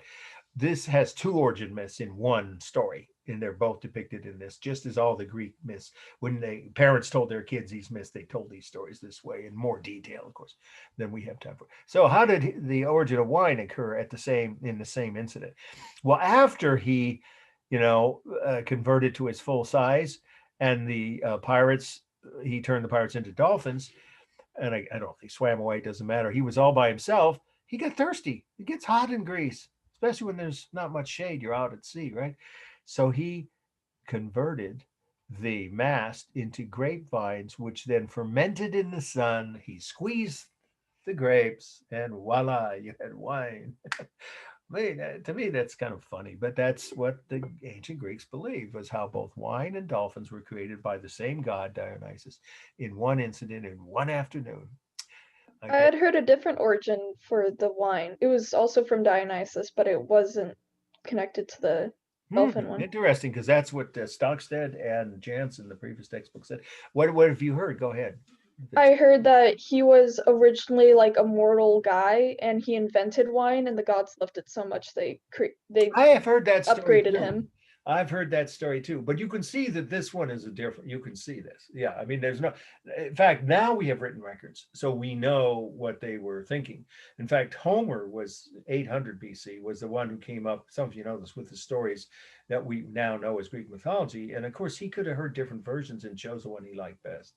So I'm not disputing what you're saying. I've heard that version too. But in this view, what you need to know is what this artist was portraying, the version I said. But yeah, I've heard that other one. It makes more sense to me, actually. But this particular scene wasn't going with that story exactly. But in any case, Dionysus became the god of wine, and perhaps. May I make a quick observation / joke? Yes, please go ahead. Mm-hmm. You had to be if those pirates were drowning, then they were probably crap pirates. They probably what? Say it again. If those pirates were drowning, then they had to be pretty poor pirates then. Yeah, okay. A lot of sailors actually didn't learn how to swim, because if you die in the water, you want to drown first before a shark comes and gets you. So a lot of sailors would purposely avoid learning how to swim. Now you guys this is very interesting. You're giving new information from any previous class out of all the 24 years I've been teaching the same class. I know I've heard something about that pirates didn't often know, and even some regular sailors or naval crews didn't always know how to swim. Some of them were slaves, of course, or escaped slaves, and they never had a chance to learn how to swim before they went to sea. So yeah, anyway, that's the story that we know Ezekiel was conveying, because he was recorded as having been commissioned, is the word, by someone for all these stories, and this is one of his he didn't only do this one vase of this story. He did multiple views of the same story. Okay, let's wrap this up, and then let's see. I think we'll take our break. Yeah, and I'll cut one of the slides, but you don't disappear, because on the second half, the Parthenon. Anybody see this? The photos of the snow on top of the Parthenon? Athens, no, will never get snow. Today it was covered in snow. was in the news. And then a couple of these others, the spear bearer. Yeah, these are really important ones that won't be cut from the study list. But I'll cut one or maybe even two of them, and that'll give us time to see maybe 15 or 20 minutes of slides of my own, which you can just relax and enjoy, of Santorini, the island from which Legend of Atlantis may have sprung. A and B will still end a little early, okay? But you do need to be here after the break. Okay, so let's wrap it up. Formal analysis is completely balanced, left to right. I mean, look, the boat's right in the middle. The number of, roughly the space or area covered by the grapevines, giant grapevines, aren't they? Those grapes are pretty big. And the dolphins, basically equal. There is similar texture here. I think he's wearing star pajamas or something. Or it's a blanket. With leopard skin a lot, so it could be. Say again. He's associated with like leopard skin, so it could okay, be like there we go. That makes sense. No, see, I heard that. But he definitely has a kind of a crown-like headdress and a beard, and his muscles, though, that's a kind of simulated, minimal though it is, simulated texture. The grapes to me do too, and even somewhat the dolphins, because that's all done with painted line, of course, not carved. The largest mass is the boat, then the sail, and then him. And then it's a close call, maybe the dolphins. You only have to give the three largest masses. The rhythm is obvious, repeated shapes of the dolphins and the grapes. And then everything is dynamic except the mast, isn't it? Even the vines sprouting from the mast, all of those are curved lines. And obviously the dolphins, the boat, the way his body is leaning diagonally, it's almost entirely dynamic except for the mast. The colors all warm, browns and orange, kind of orangish tan. They call this red style, but you don't have to know that. This set of colors, but the sail is depicted as sails would be, of course, is white or cool colors. There's no modeling here, and for space we just have overlapping. The boat overlaps him, and he overlaps somewhat the sail, and of course the mast overlaps the sail behind it, right? And the line is somewhat bold, what I would call it bold on the boat and the dolphins, and thin on him. Is the boat itself supposed to look kind of like a dolphin too? Because it does, doesn't it? Yeah, it does. I think that's deliberate. I don't know that. I've never read that, but it makes sense. It's a good point. Yeah, if you get up close, it looks very similar. Yeah. Some kind of sea creature in any case. Okay, so it's just now 8:01. So let's say 15 minutes is 8:16. Okay, let's be back then, and then we will finish up with the must-knows and see a few minutes of the island, possibly of Atlantis, as it looks now, and still have a 5-minute or maybe 10-minute early finishing. Okay, see you guys in 15 minutes.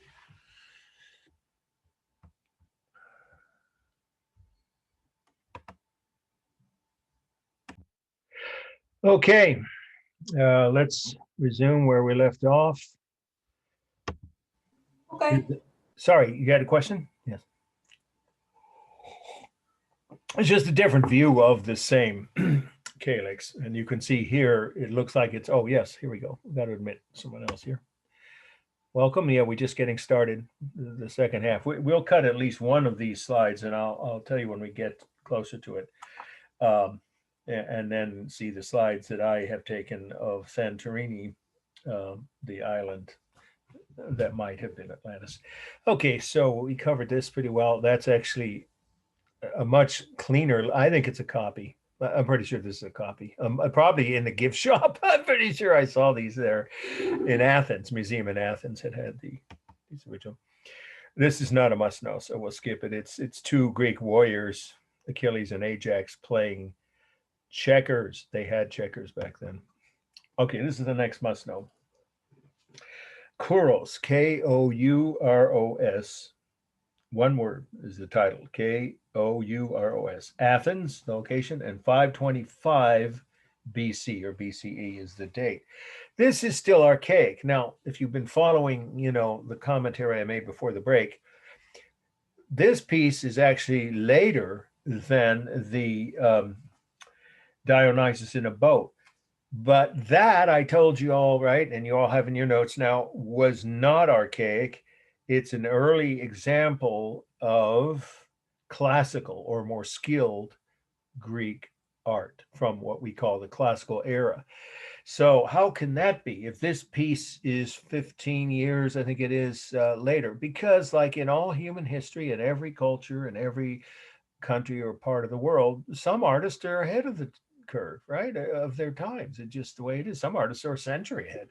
So Ezekiel was ahead of the rest of Greek vase painters. But when it came to sculpture, it took longer for the archaic or less skilled style called archaic to emerge. The classical period of sculpture in Greece doesn't usually begin till 500 BC. Now you don't have to know that fact, but now you should start writing, what is this? Okay, I'll say again, it's an archaic sculpture, a life-size figure of a famous, we don't know who, but a famous Greek male, young man, actually, always young men. So the word choros is on your syllabus. Now we're going to get all these definitions all at once. They're not that complicated, okay? A choros, here we go. You should be writing this, of course, on your handout of list of terms to know. A choros was a life-size sculpture of an adult male, comma, usually an athletic or military hero, comma, sorry, one more part, which was often placed over that person's grave after they died. I'll say it again slowly one more time. A choros was a life-size sculpture of a young Greek male, comma, okay, usually an athletic or military hero, and it was often placed over their grave after they died, period. So if I'm giving you guys a very specific heads up, it's highly possible this will be on the definition or true false section of the midterm. If you were to be asked, the choros was used as, choros was a gravestone for a famous athlete or warrior who had just died. No. Think just through that process. This was made while this man, whoever he was, had just won a victory, whether he was an athletic competition, it could have been he was an Olympic athlete, or a battle. Medal of Honor. Right. Only after they died would the family decide whether they did maybe or not want to place, because it costs money, they have to make the gravestone and move the statue and erect it and all that. So the fact is they weren't always used as gravestones. They could be. So once again, they were sometimes placed over the grave of that person. If they were lucky enough to live a normal lifespan, even back then, a lot of people made it to 60 or 70. This is clearly a man in his 20s. And so it was always a young person. At the time, they were young and healthy and had just won some kind of victory in a contest, whether military or athletic. It might or might not later, decades later, be used as a grave marker. Okay, but what the other part of the meaning is, what's going on that marks this when you get up close now? Here we go. What makes it archaic? Why isn't it just classical? Look at the pose. First of all, that's not a natural pose. People don't stand like that. The ancient Egyptians for centuries have been using this stiff, formal pose that is not lifelike, is the point. It's not a lifelike. You could even say it's an unlifelike pose, not a natural, normal human pose. People don't stand that way unless they're at attention in a military light up, first thing in the morning after they wake up and go out of their barracks. Obviously it's not how most people stand normally. So it's an unlifelike pose. That's part of what makes it archaic. So you should be writing this. And the other is the frozen archaic stare. Look at the face. The eyes look dead, some people would say. Others say just lifeless. And the smile and the facial expression has no lifelike qualities, no liveliness, no emotion to it. It's a frozen, archaic stare. I like to call it the Prozac just kicked in. Okay. Well, however you want to write that, you could write that. I mean, the point is it doesn't look natural. So there are two ways in which this is not very lifelike or realistic. Although the body features, the proportions are perfect. So the Greeks had mastered, but so had the Egyptians, realistic proportions of human body parts, but they hadn't mastered depicting lifelike facial features or emotions, I should say, lifelike emotions in the faces of their sculpture in archaic times, or nor had archaic sculptors developed a realistic pose for the sculpture. It was always this stiff form. And guess where they were inspired by? Of course, with the Egyptians. They traded with the Egyptians, as we now know. So this is archaic, and that's pretty much the main meaning. What was a Koros? What was it? For you have that, and then the fact that the reasons it's archaic are those two things I mentioned. Okay, that's the whole meaning. So we can get through this one quickly. So it's totally balanced as a human figure would be if it's intact, top to bottom, left to right. The rhythm is obvious with the two arms, two legs, two hands, 2 feet, the face. The cement texture is excellent. That is well done. That they were skilled at, even in early archaic sculpture, say 700 or 800 BC. And then we see that's all done. The cement textures on the face, especially in the hair, and you see he's got dreads, right? Is done with carved line. There's no other kind of line. There's no modeling. It's just the shadows from the museum lighting. It's a single mass. You see, it's not even a base. So this could have. Pardon? Paint smudges on it? Like, was it once? Oh, wow! This is really. Yes, you're right. There is some residue of paint because Greek sculpture. I was going to mention this with the next one because you can see it more clearly. But it's a good point. So you could write this now that these sculptures usually, whether they're archaic, classical, or even later, the Hellenistic will end with one of those late Greek ones. Almost all periods of Greek sculpture, early, middle, or late, had originally been painted.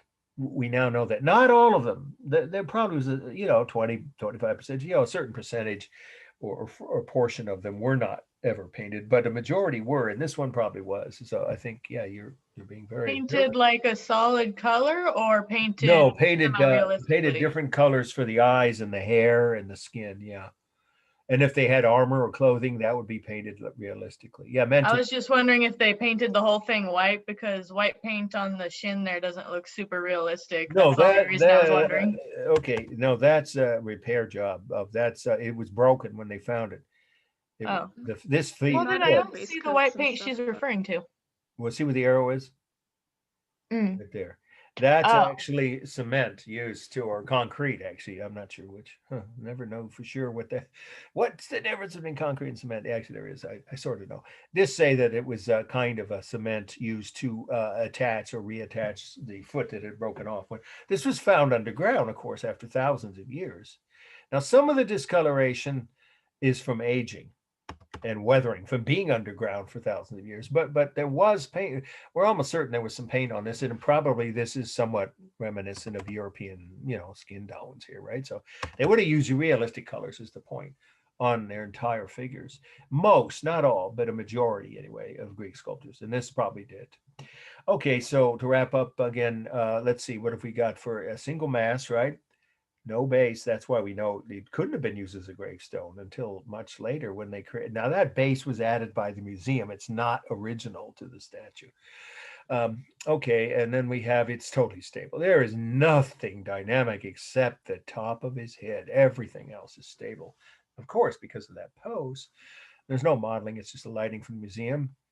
And let's see the color. Well, now it's a cool gray color, but originally it would have been painted with a skin tone, which all skin tones are considered warm, of course, no matter their ethnic origin. Okay. What kind of stone is that made out of? Is that marble? Marble. They usually were marble, yeah. Okay, this is not a must know, but here we have the female version. You have to write this. I used to put it on the syllabus. I took it off. It's the female version. This is actually in the Louvre. I've seen this piece, but this isn't my slide.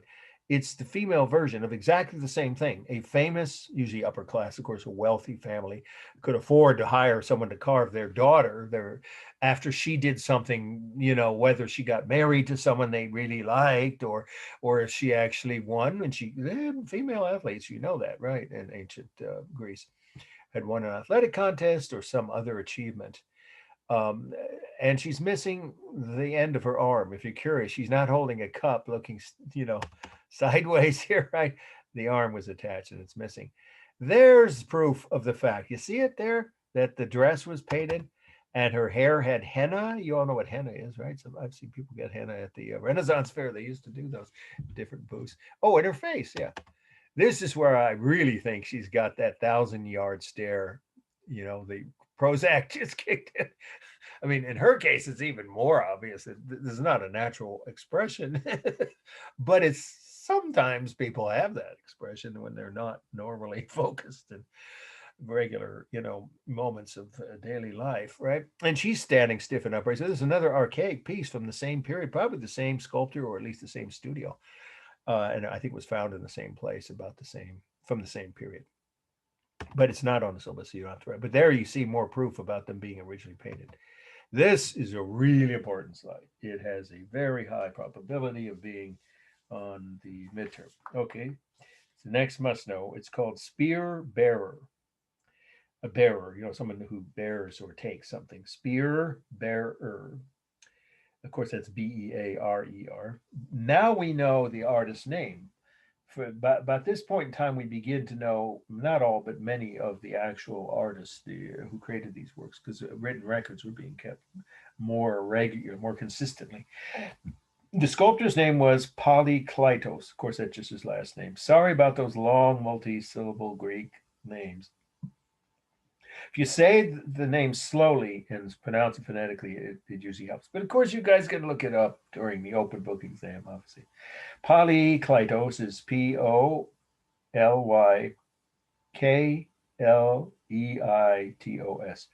450 BC or BCE. Why is this considered so important? Well, there are a couple of reasons, but the first and most important reason is that it is one of, we can't say the first, this is impossible to say that for sure, but just say one of the first sculptures which is standing in contrapposto. Boy, there's a term that I guarantee it'll come up on the midterm and probably in more than one place.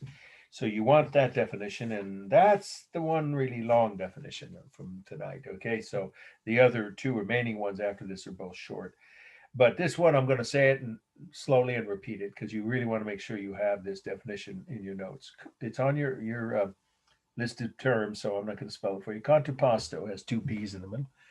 Is a pose for statues invented by the ancient Greeks, a pose for statues invented by the ancient Greeks, which had three features. You see why it's 3 lines long. Okay, that's why I say leave 3 lines. Well, there they are on your handout.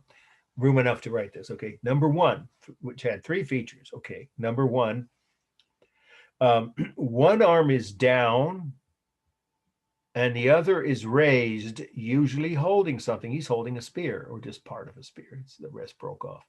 So one arm is down, the first feature, and the other is raised, usually holding something. Okay.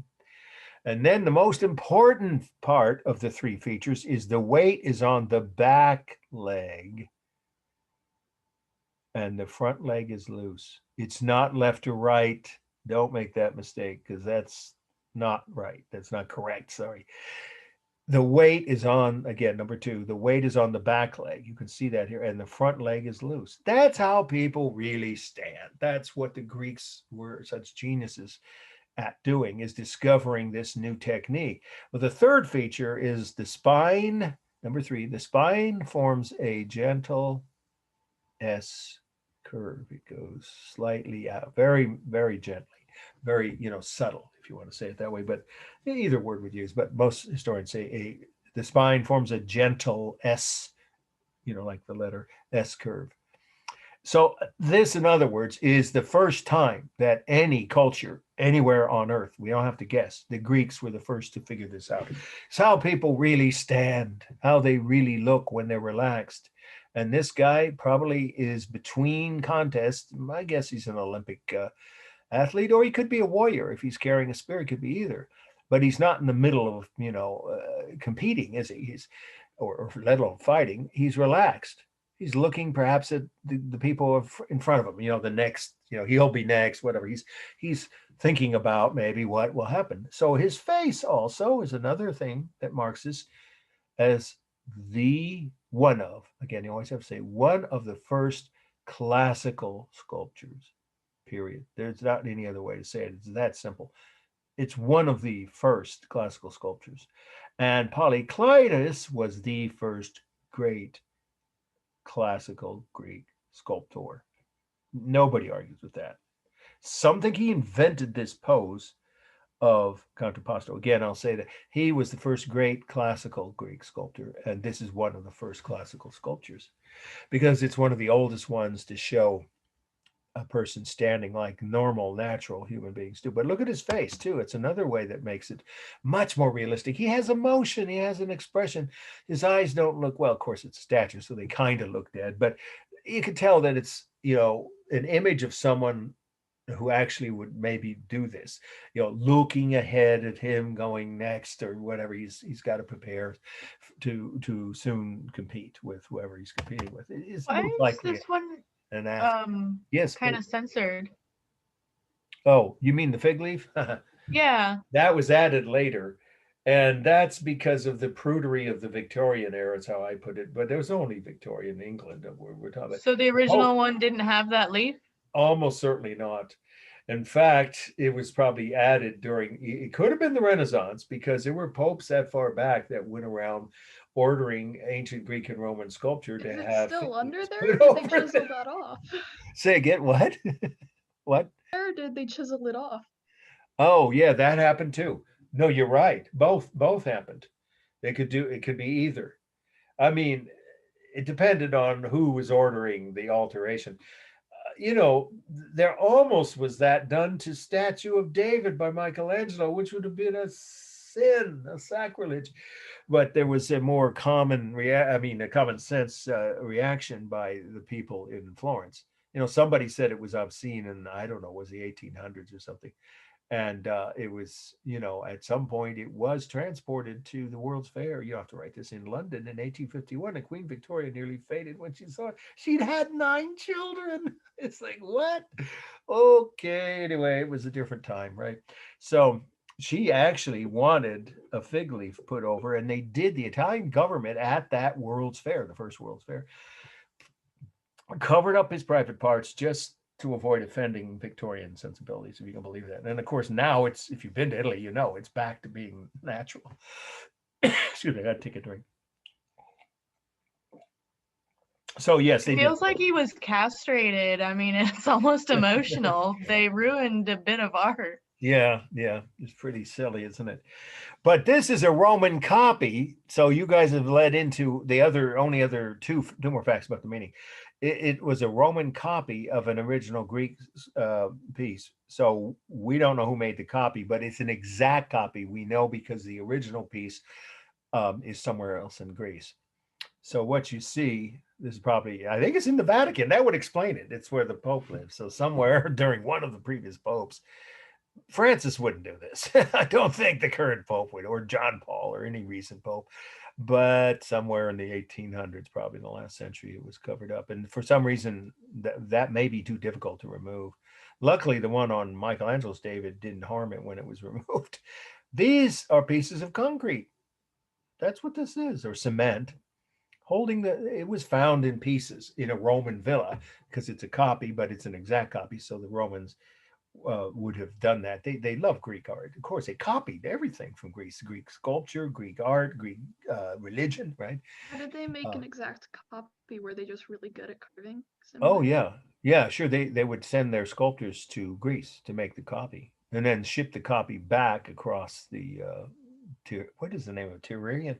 The little small sea between Greece and Italy, Mediterranean, part of the Mediterranean. Yeah, ship it back to Italy.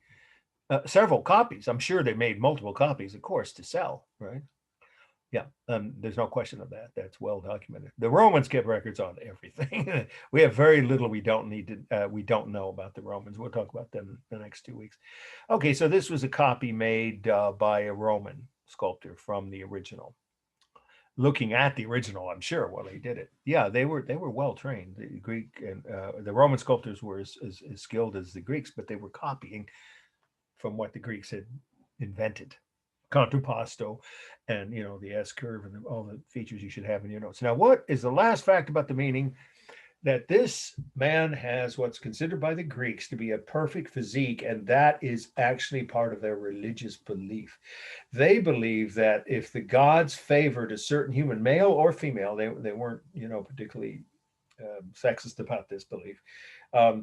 They did believe that either a perfect physique of a male or female adult, if you reach adulthood and you had, young adult had a perfect physique, it meant the gods favored that person and they would protect them and, reward them throughout their life. That was actually a religious belief. So this is one of the things that this sculpture originally, Polyclitos, when he created it for a family, obviously some wealthy family commissioned it for someone in their family who had won some kind of victory. It's not a Kouros, though.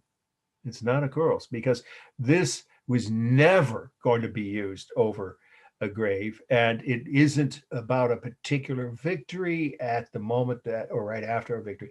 It's just a sculpture done, by commission of somebody in someone's family. It's similar in that way. There's that overlap, but it's not a Kouros proper, and it's definitely not archaic. You can see how realistic and lifelike the emotion, the expression, the pose, all of it. Okay, that's the meaning. That's why it's considered so important and why I'm not definitely going to cut it. And it might easily has a good chance of appearing on the midterm. Balance, of course, it's a human figure intact, full of rhythm, as all human figures would be if they're, of course, complete. 2 arms, 2 hands, 2 legs, and the face, of course. And all of the cement texture is quite realistic. You can see the smooth, real texture of the marble, and it is marble. But the cement texture on the hair and the fingers, right, or hands, you could say. I guess the fig leaf, forget it. That's not original, so ignore that. The toes, right, the eyes. I mean, that's done with carved line, obviously. This probably was painted, but maybe not, because this is the kind of sculpture where they might not have painted it, because it was more about a kind of a ideal, not an actual portrait so much of a person as an idealized version of someone, maybe inspired by some, victorious youth, but it may not have been, someone posed for it, of course. So, but it could have had. However, what we do know is this discoloration is not from old paint. That's from the time it was, buried. It was found buried in a Roman villa or somewhere in Italy. And so the discoloration on it is not the original color. So the original color is cool gray. There's no question that is a cool color. It was all marble. So that's the real smooth texture, and the cement texture already covered is done with carved line. There's no modeling. Sorry, go ahead. What? Is there a reason that the contrappostos always have the person holding something? Because the rest of it makes sense to have a natural posture. A good question. But... Again, no one's ever asked that. I can only guess, as an educated guess. There must be some research on it, but I haven't read anything specific. Probably because these usually were depicting someone who had won some kind of competition. And so the symbol of what they had won is probably necessary. And of course, then they would just hold it down by their side, right? That wouldn't show off. So that makes sense. They're holding up their victory. That's almost certainly the reason, but I'm not 100% sure of that. But it's a good question. Yeah. So there could be more to it than that. And in any case, to wrap up, it's 3 masses. Him, then the tree trunk counts as part of the base, so it kind of helps support him, obviously. So this is really pretty much is one piece. So this would be the second largest mass is the base, including the trunk, and then of course the spear. That's probably a later replacement. If it was in the ground for thousands of years, the metal in the original spear would have rusted away. So he probably had a folding spear back in ancient times. Whether it's the original piece, Polyclitos for sure, would have put a real spear or a full-sized replica of a spear. And then the Romans would have copied it. Okay, and there's no modeling. It's just the lighting from the sun. Am I forgetting anything? I think I've covered it. Oh, space. It's 6 feet tall, and the only technique for space is overlapping. It's a real space with his hands overlap the spear, and I guess one leg overlaps the tree trunk.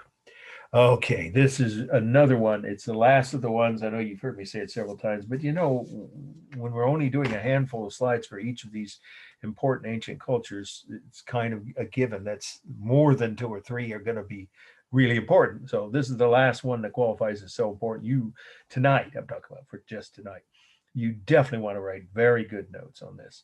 I think you have all seen pictures of this. In any case, now you do want to write this. The title, we know the architects. Sorry, they're both long Greek names, but they're on your syllabus, so you've got that advantage. You can just look it up.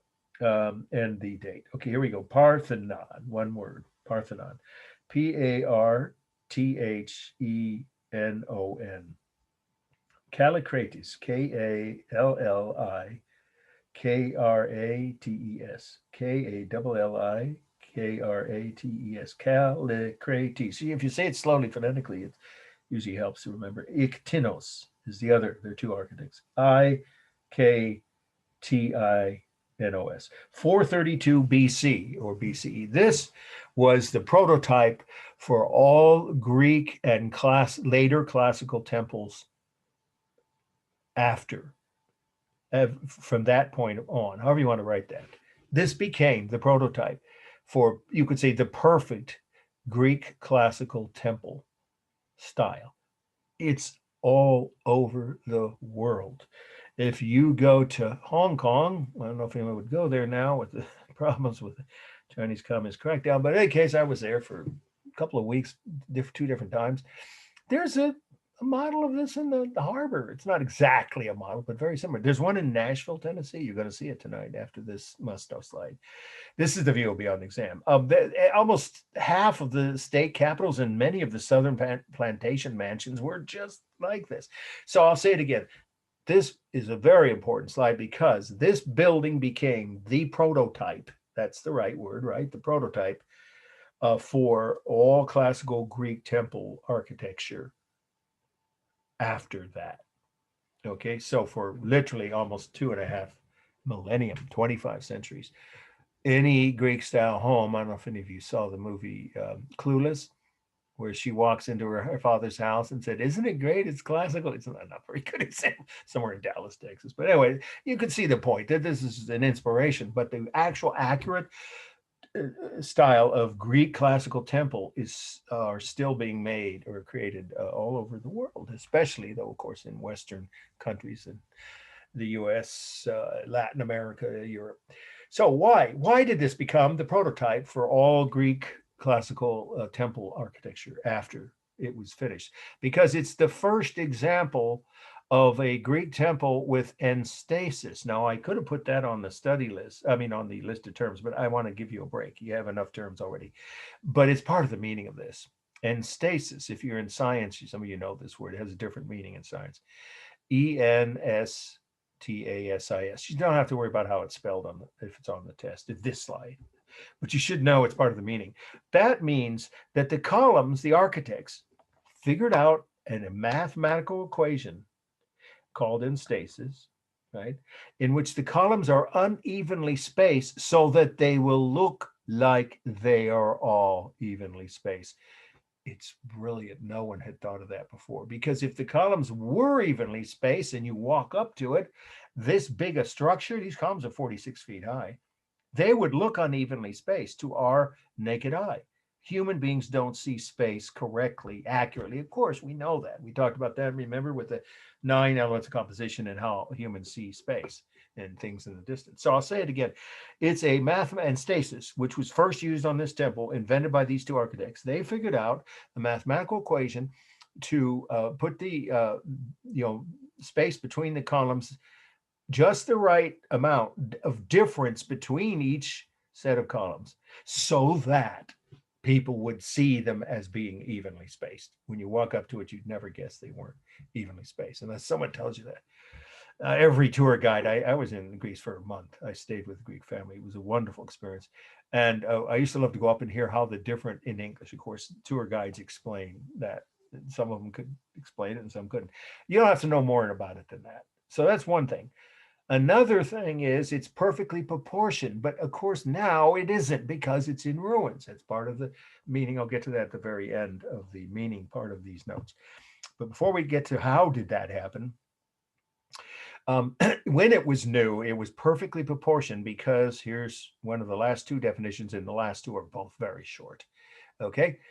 The pediment, Pediment, it's on your list of terms, or triangular enclosure, right, on the front, right, or along the roof of a Greek temple.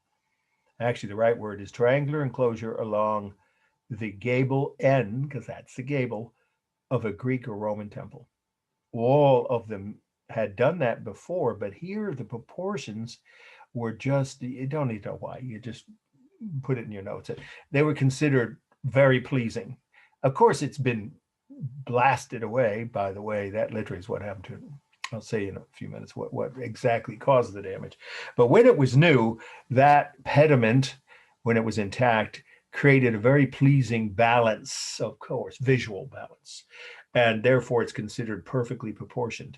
And then also the pediment, the area covered by the pediment, is equal to the area covered by the base, which is made up of steps, of course.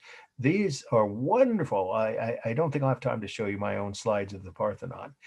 It's a yellow marble. It's a very rare kind of marble, beautiful color. And it's amazing how well preserved and smooth it is 2,500 years later. So I'll say again, the proportions extend to the balance in the area, you can say, or volume or mass. You could just say that the mass covered by the stairs is equal to the mass covered pretty much by the pediment. This is a separate feature between the pediment and the columns. I'm not going to go into it. You have enough detail as it is. Okay, but the other part of the meaning is, what was it for? What was this temple used for? Anybody know? Some of you must know, right? Okay. I want to say sacrifice, but I don't know. No. It was a temple to the goddess Athena, who was the ancient Greek goddess of wisdom, among many others. All the Greek gods and goddesses had multiple powers and multiple roles in their religion. But the main thing she was famous for is being the goddess of wisdom. Lots of libraries have her, right? UC Berkeley, sometime you'll be able to go back to UC Berkeley. Somebody will go attend there, right? And I used to do my research. The main library there. You walk under, it's the head of Athena looking down at you, right above the main door. So this was a temple, this is what you'd be writing, dedicated to the goddess Athena, who was the ancient Greek goddess of wisdom and the protector goddess of Athens, because that's where the city, of course, got its name. It was named after Athena. There was a 50-foot tall statue of her in the back made out of gold and ivory. Boy, that was a valuable piece of sculpture. And of course, it was stolen or destroyed and, taken away. Who knows? Sometime after the fall of Rome. So it's long gone. But all through the entire ancient world, when this temple first opened and right through the end of the Roman Empire, that's 1,000 years. That statue stood in the back of this temple, and you could come and pray to it, of course, if you needed something that Athena as a goddess might have the power to help you with. Okay, and then the last thing to say is, how did it get in this condition? The Turks were occupying all of the Balkans. There's no other way to say it. That's the whole southeast corner of Europe, right? That includes Greece. Greece is part of the Balkans with a capital B, of course. So they occupied that whole part of Europe. And when the Greeks rebelled to get their independence, oh, wait a minute, I jumped ahead. Oh, that's a separate thing.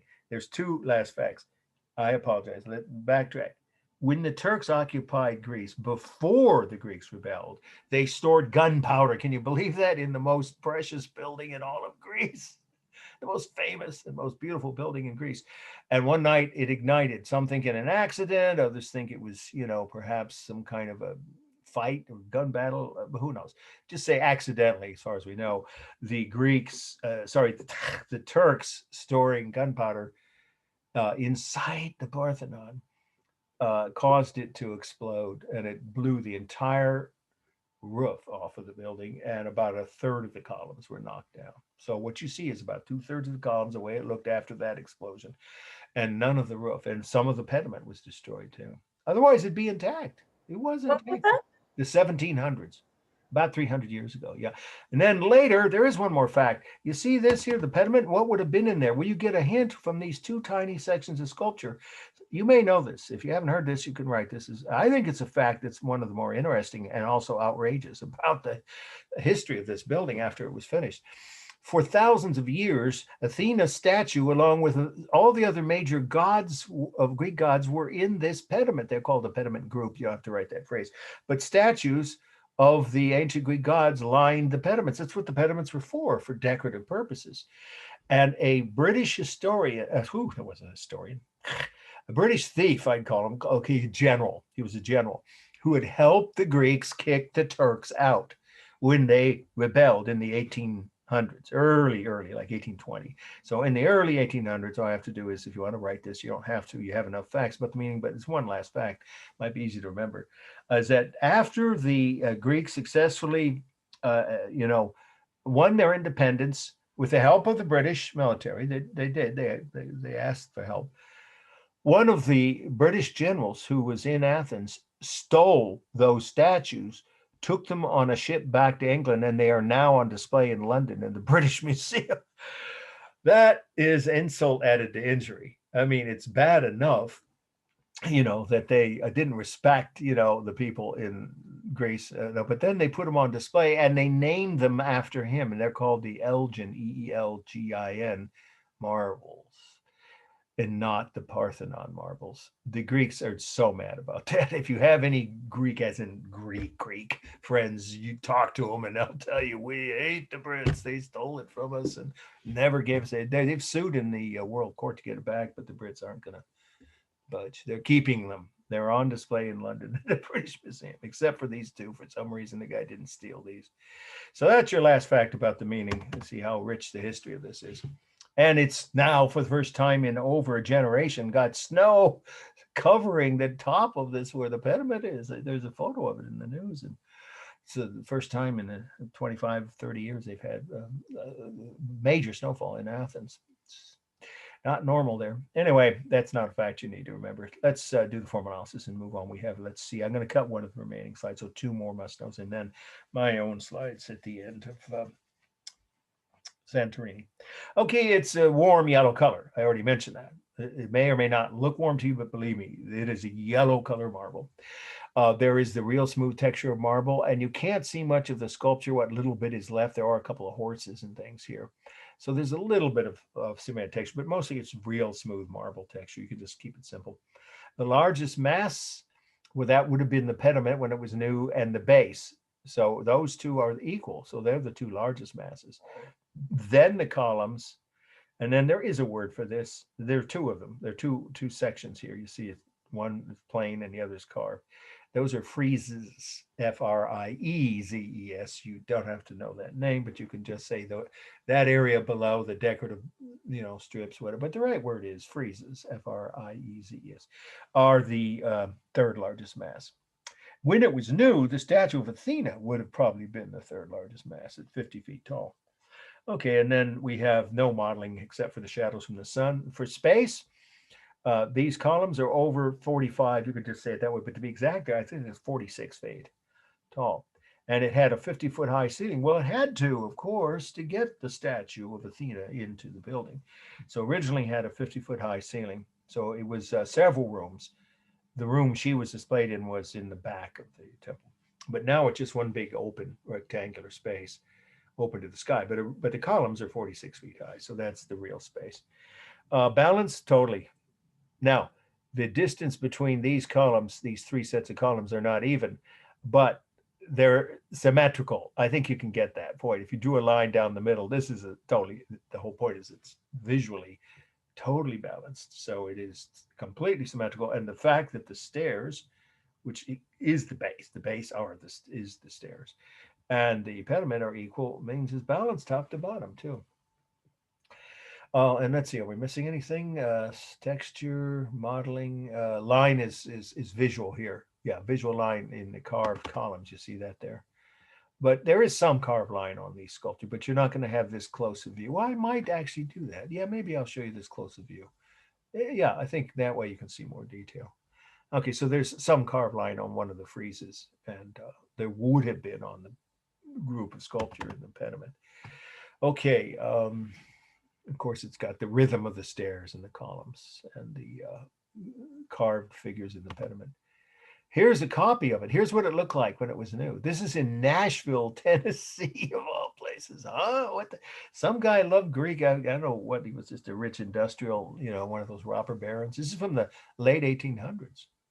and it's open to the public as some kind of, I don't know what it is. It might be a church, some kind of Christian church. I'm not sure. I've never been to Nashville, but this is what the slide librarian found in her research. So you see what I'm saying? The influence is continuing to this day. And here is that same building from across the lake. Now, I'm going to skip over these because they used to be on the syllabus. They're not. This is another building on the hill. Actually, I didn't tell you that. You don't have to write this, but you could if you want to add one last fact is, where are these temples? There were 5 major temples, including the Parthenon, on top of the highest hill in Athens. It's called the Acropolis. And if you've not ever heard that word, you haven't been to many Greek restaurants.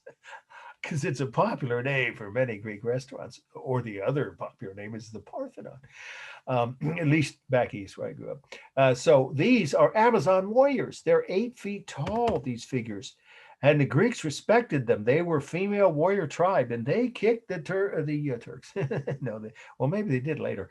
The Greeks, when the Greeks had their wars, mostly with each other and with other cultures. Oh, here we go.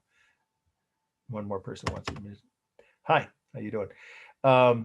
Okay, so what we have is this is not a building you need to know about, but it was the treasury of the city of Athens. They kept their gold inside this building.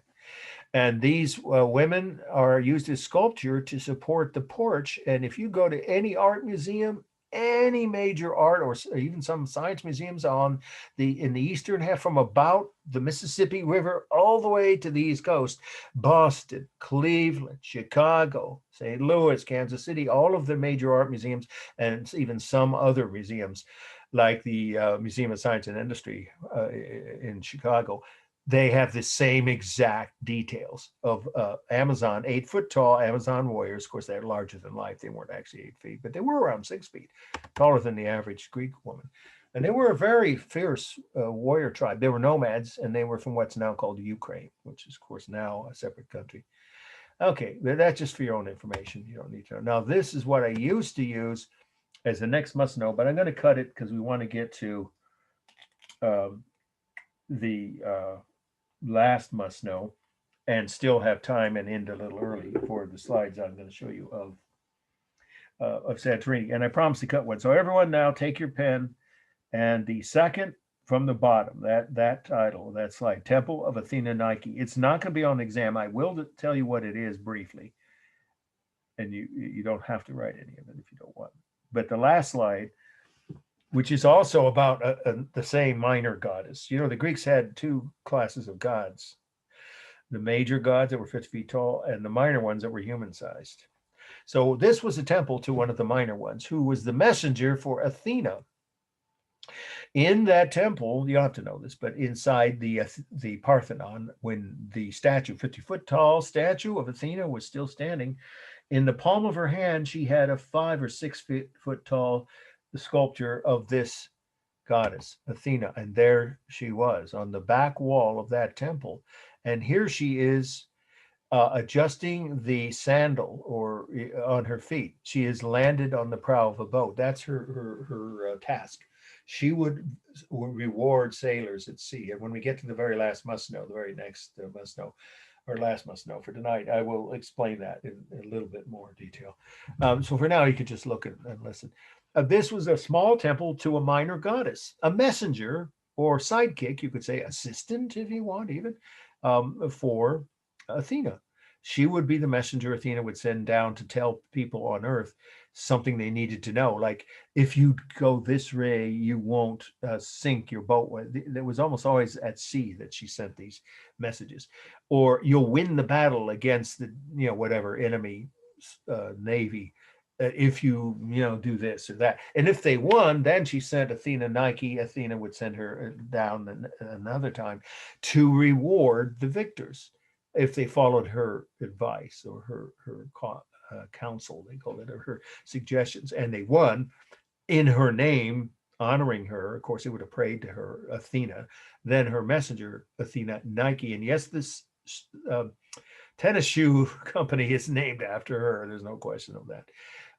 Then she'd come back down and tell those people what their reward was: gold or a happy marriage to whoever they were in love with, or, lots of food and wine or whatever, some kind of reward would follow a victory. So this is, of course, another temple where the pediment is missing, and totally missing here. But the columns are intact. And the statue on the back wall is now in a museum. I've seen it. It's in that main museum in Athens, and there it is.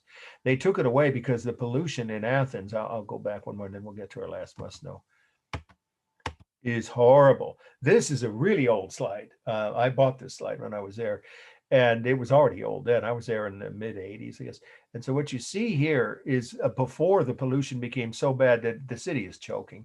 It's not as badly polluted as Beijing, or New Delhi, but it's pretty bad. And it's so bad that they take cars with odd and even license plate numbers and restrict them. Only half the cars obviously have half of, not even license plates are allowed on certain days. And then on the next day, only ones with the opposite numbers.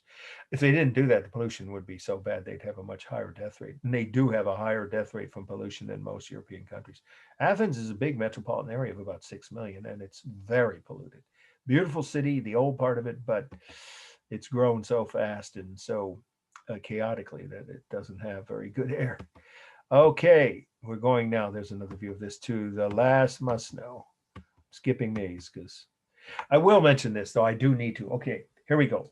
I'll give you the title. So start writing, if you could, if you will, the title, and then I'll give you the meaning as we finish up. This and one last slide after it are the last syllabus slides for tonight. Nike, again, it's the same as spelling as the tennis shoe.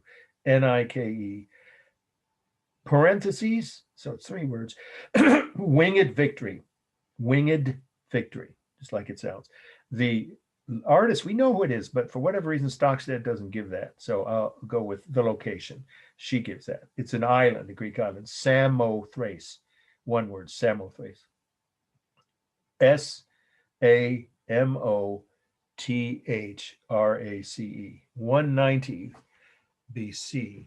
That is this work. But we are going to take a moment. Now you should start writing notes and talk about Hellenistic, which, let me see, did I keep that on here? No. Oh, portico. I forgot to give the definition of portico. It's very simple. A columned porch. You saw porticos on the last 3 slides, right? A column porch on the front of a Greek or Roman temple, period. I'll say it again. A columned, ED, porch on the front of a Greek or Roman temple. So all classical Greek architecture and copies of it by the Romans and everyone right up until you saw there in Nashville, Tennessee, and modern houses sometimes. If they have a column porch in the front, that's a portico, and they got it from the ancient Greek temples. Okay, so now the last, I didn't give you this new term because I think you have enough, but the meaning of the last must know, again, it's not this slide, but it wouldn't make sense if I don't explain the context, is to tell you that this is in a Hellenistic style. That's with 2 L's, just like, one word, Hellenistic. What does that mean? It's a late Greek phase or period is a better word, a late Greek period of art, or a period of late Greek art, I guess is a better way to say it. A period of late Greek art from the time of Alexander the Great until Greece fell to the Romans, or did you say the Roman conquest? It's about 200 years. But who the heck was Alexander the Great? If you don't know, you ought to. He achieved something no other human being has ever achieved in the history of the world. There's no debating this. He is the only single human being who conquered 3 continents in one lifetime. That's a feat no one else has matched. Some people think, it must have been some kind of divine or godlike, of course, in the ancient world, they believed in this stuff, protection that he had, because he should have died in battle many, many times. Here he is. That's him. Alexander the Great facing Darius, the Persian king, who he's about to capture. And he would have just brought him back as a conquered enemy, but Darius died after the battle. He was wounded at this battle.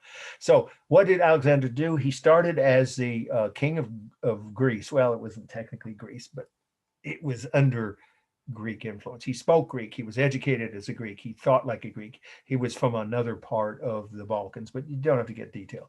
Alexander the Great was basically a Greek king / warrior who decided that Greek culture should be spread throughout the known world.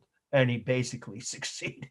He conquered North Africa, all of the Middle East, southern Russia, and all the way into India, even conquered part of India. Look at a globe or a map and see how far India is from Greece.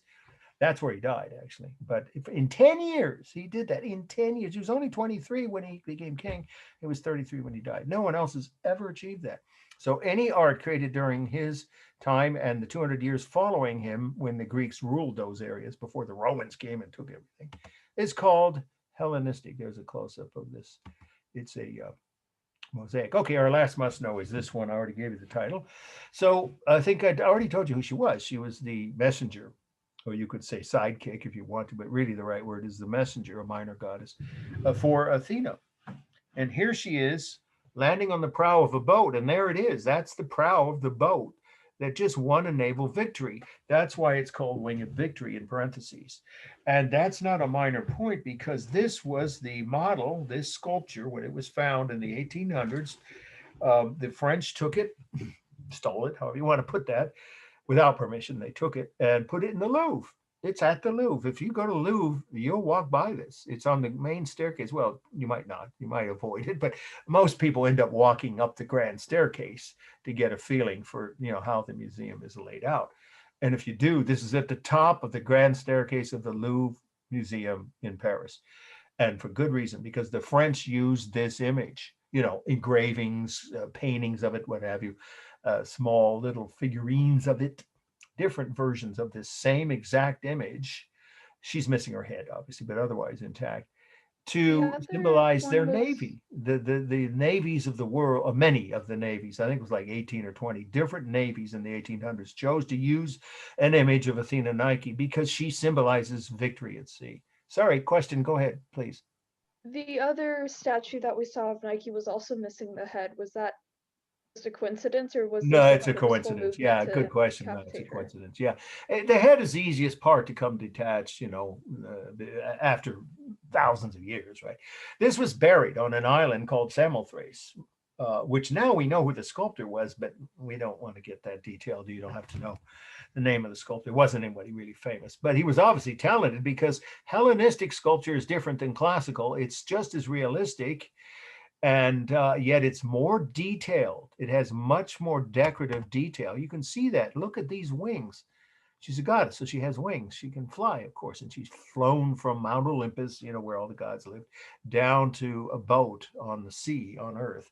And she's announcing the reward that the victors will get by having listened to the advice of Athena and winning a victory in her name. So they get rewarded. With, like I said, it could be anything, gold, food, happy marriages, what have you. So here she is. Look at the folds of her gowns, and look at the anybody ever touch a bird's feathers? When my daughter was in the second grade, we went to the Lawrence Hall of Science, and they actually let us, the parents that were there as volunteers, the teachers and the students, gently and carefully touch the feathers of birds' wings. It's quite an unusual texture. This sculptor captured it brilliantly. That's typical of Hellenistic sculpture.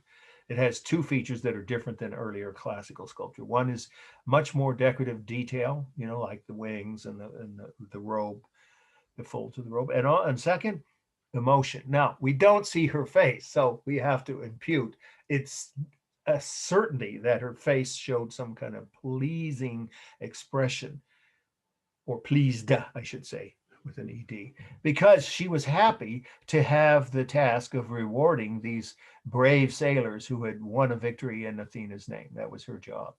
So Athena was pleased. So was her assistant, Athena Nike. So it would have shown more emotion. But of course, when you win a victory and life or death battle, if you lose, you're dead. Either you drown or you're captured and executed. Of course, your emotions are high. So Hellenistic sculpture usually had much more intense emotions depicted on the figures, their bodies, or their poses, I should say, and their expressions. But you can't see the face here. And a lot greater detail. That's the whole meaning. Okay, let's wrap it up with a form analysis, then we'll see my slides of Santorini. This is totally balanced, and it's about 6 feet tall, so it's a real space, but there is overlapping, of course, of the robe over her body. And then we have, it is a warm yellow color. I've seen it. It doesn't look like that here for some reason. I think this is the last. Is this the last image? No. Oops, we go back to where we started last week. Yeah, I have a different image of it than the slide library provided, which shows it from head on. Well, there is no head. Sorry, from frontal view, and you can see the lighting. The color of it. But the lighting creates the modeling. There's no technique for modeling. All the textures on the feathers, on the clothing, are super. With her head, would she have been about like 7 feet? No, with the head, she would have been 6. So it's about 5.5 feet now. Yeah. Which is a tall woman. There were women that tall then. Yeah. Which, it's probably larger than the Greeks believed her, the original goddess, to be, because they assumed she was 1/10 the size of Athena, which would make her 5 feet, right, as opposed to 50. So you don't need to know those details. So you just let's wrap up this with the carved line. Of course, is the only kind of line used. There's no modeling. It's just the museum lighting. It's a single mass. Oh no, it isn't. I misspoke. The prow of the boat is part of the sculpture, not of the. They were 2 separate pieces when they were found, but it would have originally have been mounted on that. So that is, of course, a rough, real texture of stone, and the rest is simulated texture. And so 2 masses, her body and then the deck or prow, you could say either way, of the boat. And it's balanced, completely balanced, and it's full of rhythm, of course, and it's dynamic. The rhythm is obvious with all the feathers and the arms and legs. And it is dynamic. There's very little, if any, straight lines. Okay, so now I'm going to go to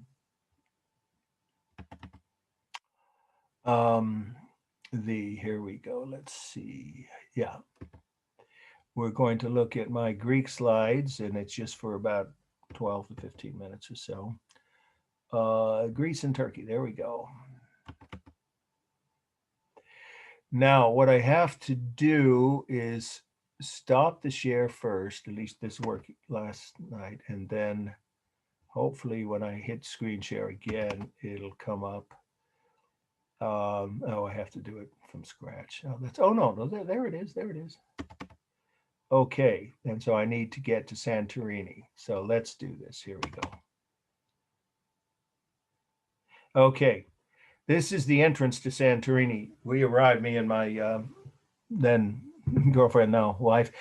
We were on a boat for 2 days in the Mediterranean, stopping and just taking a quick glance at the harbor of many other Greek islands. You can do that easily. The ferries all go to a bunch of just different islands, but I would go to this one if you only have time for one. This is a volcanic crater which exploded during the explosions I just described to you, the volcanic eruptions and earthquakes that destroyed the Minoans.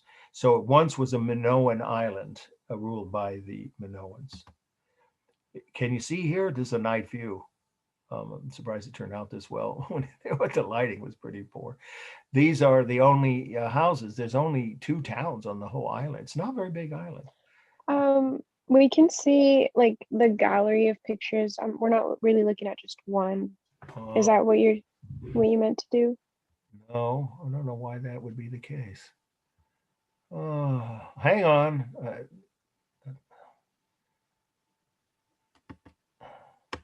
I'm hitting screen share. It says I'm screen sharing.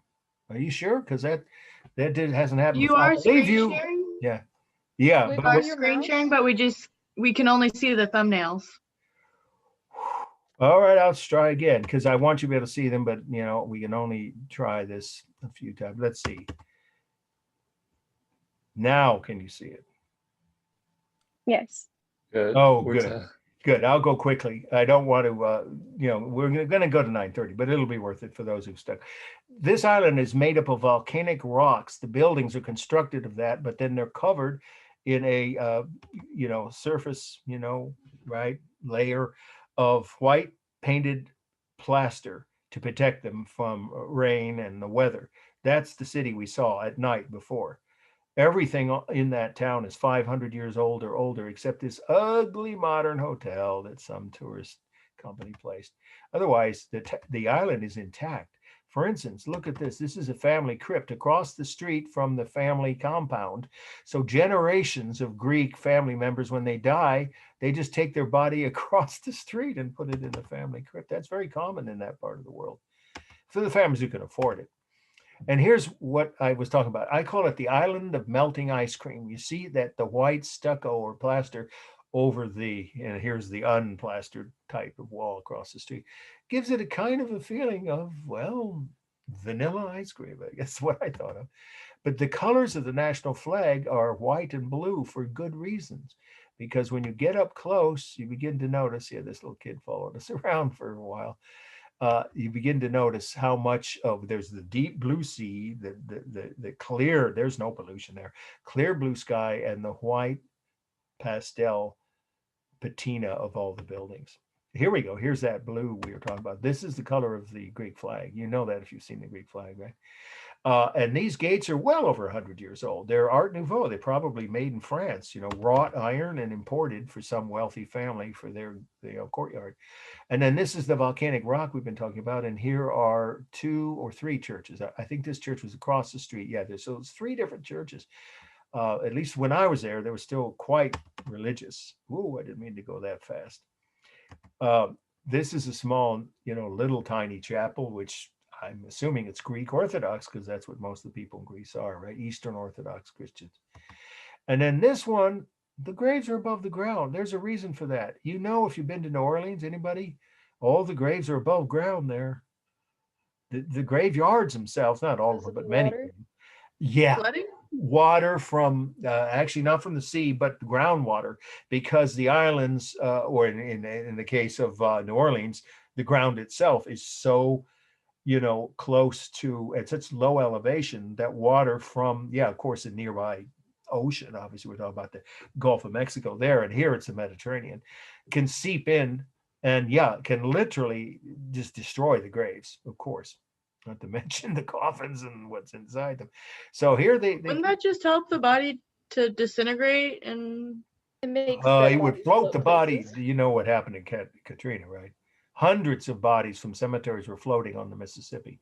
Just the coffins were destroyed by the water, and the bodies turned to skeletons eventually. But yeah, when bodies are buried, they usually aren't skeletons if they're in an airtight coffin. Lincoln's body, you know, it was stolen once. You know that, right? It was stolen by thieves, and it captured and put back. And for some reason, it was almost intact when they found it.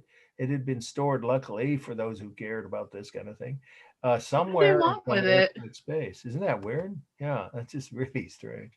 Did they say after they got caught what they wanted with his body? They were going to ransom it for the state of Illinois, which ran the monument to him. It's in Springfield. I've been there. His grave is in Springfield, Illinois, was his hometown, of course, before he became president. Okay, here you see the main views I want you to see. Look at this. It's the lip or rim of a volcano that blew its top 33 centuries ago, 3,300 years ago. And then all these buildings are medieval or Renaissance era, except again, this ugly piece of garbage here that doesn't belong there. But look at the cliffs. It's just an amazing sight when you get there. And boy, I can tell you the best meal I ever had in Europe, at least, was in one of these terrace gardens where they grew the tomatoes and all the vegetables and all the spices right there on their land. And the wine was also quite good. It was like $5 a person, probably more. You see what I'm talking about here? Let me get this out of the way.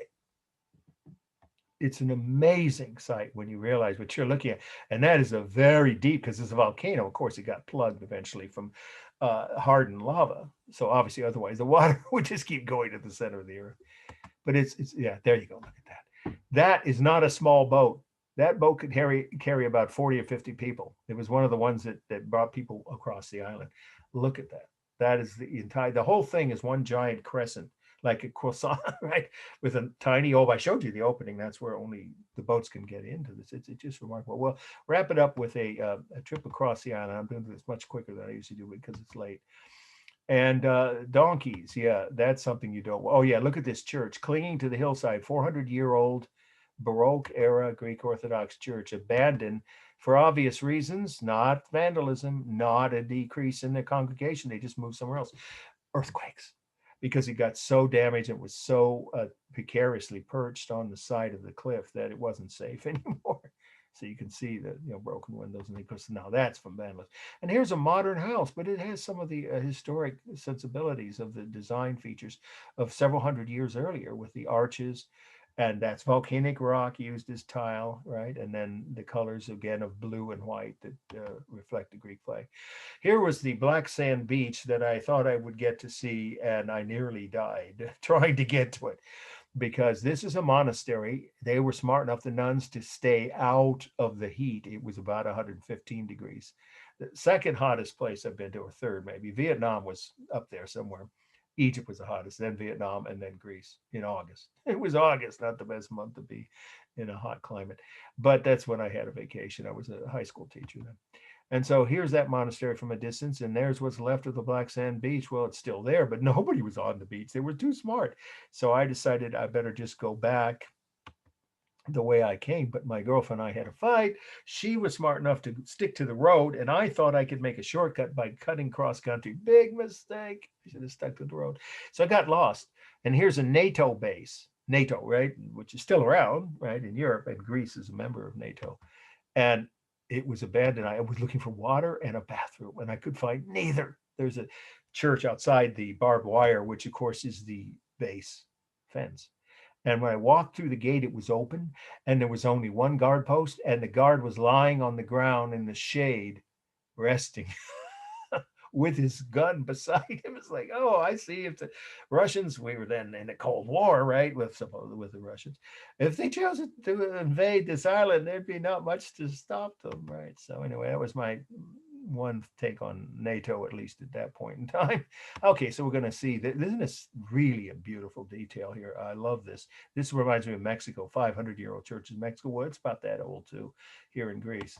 That bell even looks like it could have been cast in Spain or perhaps Mexico. And there's your, of course, cross, slightly crooked. And so we'll wrap it up with this, where I thought I was going to die. I was getting the heat stroke. And it's not a minor thing. It's a serious danger. I was getting delirious, and there was no shade. I'd run out of water, and my girlfriend was long gone back to the motel or it wasn't a motel. It was a room in a house we rented from a family for 4 nights while we were there. So it was the day we had to leave. We had to catch the ferry back, or else we'd be stuck there, right? And have to, lose the price of our ticket and wait who knows how long. So it was a serious situation, and I was getting really panicked. And along that road came a British couple in an air-conditioned BMW, and they picked me up and took me back to the town. So let's wrap it up here with a little more of the town, and then I'll end with something I think you'll find worth looking at. You see, look at what's happened to these buildings. I don't think this is abandoned. The doors and the windows are intact. So it's just that they didn't have the money to maintain that plaster. In this case, the plaster was painted kind of a strawberry color. Would you see? And there, donkeys. If you're there, you could rent a donkey. Don't. More tourists I talked to who had rented donkeys were angry and regretful of the fact that they had been snookered into that by some tour guide. The donkeys, often you'd see them with backpacks on their backs as they ran freely across the island, because they'd take off at a second's notice at the first, loud noise. And there goes all your stuff, and you have to pay $200 to get your passport back if you don't bring the donkey back. So we only have 3 more slides. This is another view from the bus on the way to the port where we caught the boat to head home.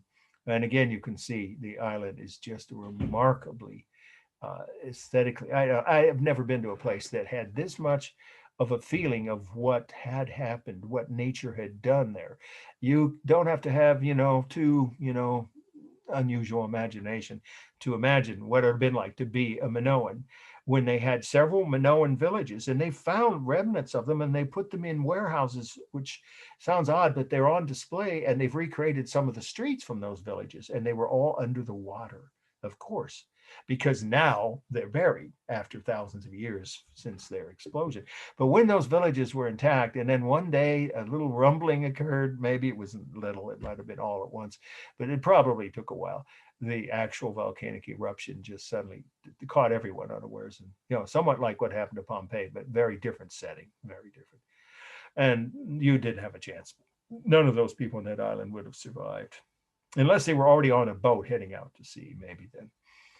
And so that was a major natural disaster of the proportion that only happens once every few hundred years, like Krakatoa. You've heard of that happened in the 1880s. Okay, and then here we go. The last view is looking out of, see, there's a boat arriving with another group of tourists, and here's our boat as we were heading out. Yes, I was leaning out over the deck and my girlfriend was holding onto my belt. So you could see how the island and the water and the entire setting is just mesmerizing is what I'd call it. Yeah, and everyone there was friendly, all the people we met. They were happy to talk about the history of their family, of Greece, of the culture of the Minoans.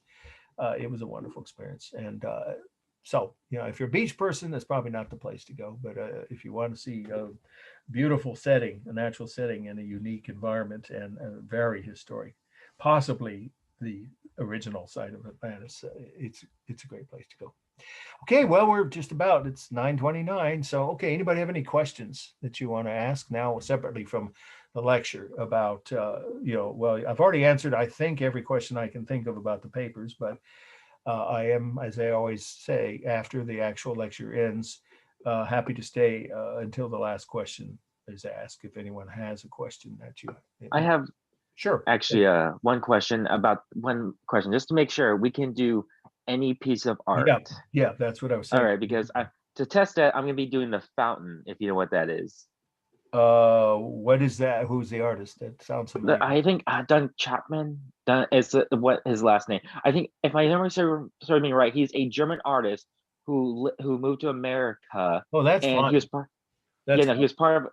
But here's the funny thing. So this fountain is not really a fountain. To test, because here's the thing, the art committee decided that we will allow any piece of art to be commissioned into the gallery.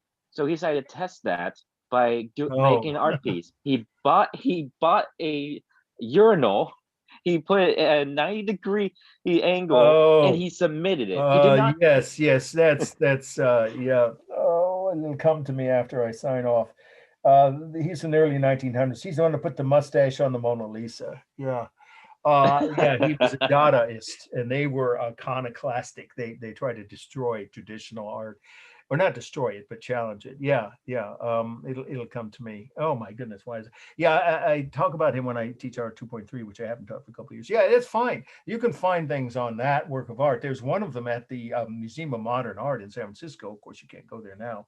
That he created. He created many of them. Yeah, so that's fine. You'll find plenty of research, no problem. That's perfect. Perfectly good. Anybody else have any other questions about anything, extra credit or researching your papers? Don't forget, if you're doing architecture, I sent you right. Everyone should now have. Just for future reference, you don't have to write a single paper about architecture, but if you choose to, well, actually, there will be slides of architecture, obviously because of the syllabus, on both the midterm and the final. So it's useful for that purpose. It tips on how to write about architecture. 6 of the 9 elements, when you analyze them with a building or an architectural site, are different. You have to use different, aspects of the design of a building. Obviously space is the biggest one. Space in a building is not a technique. It's the actual dimensions of the structure you're writing about. I put all that to pretty clearly worded. I'm sure you will find useful, helpful hints, 6 different things in a 1-page handout. You should all have that. So in case you're working on architecture, you can still query me at any point between now, not the night before the paper's due. I'm teaching a class. So up until Monday, if you have any further questions about the paper or anything else about the class, I can get back to you by that evening, usually by 5 or 6. I don't usually check my email after 5:30 or 6. Okay, so is that all the questions for now? Everybody? All right. Thank you all. Have a good night. For your interest, and good luck on your papers. See you all next week when we discuss Roman art. Okay. Take care.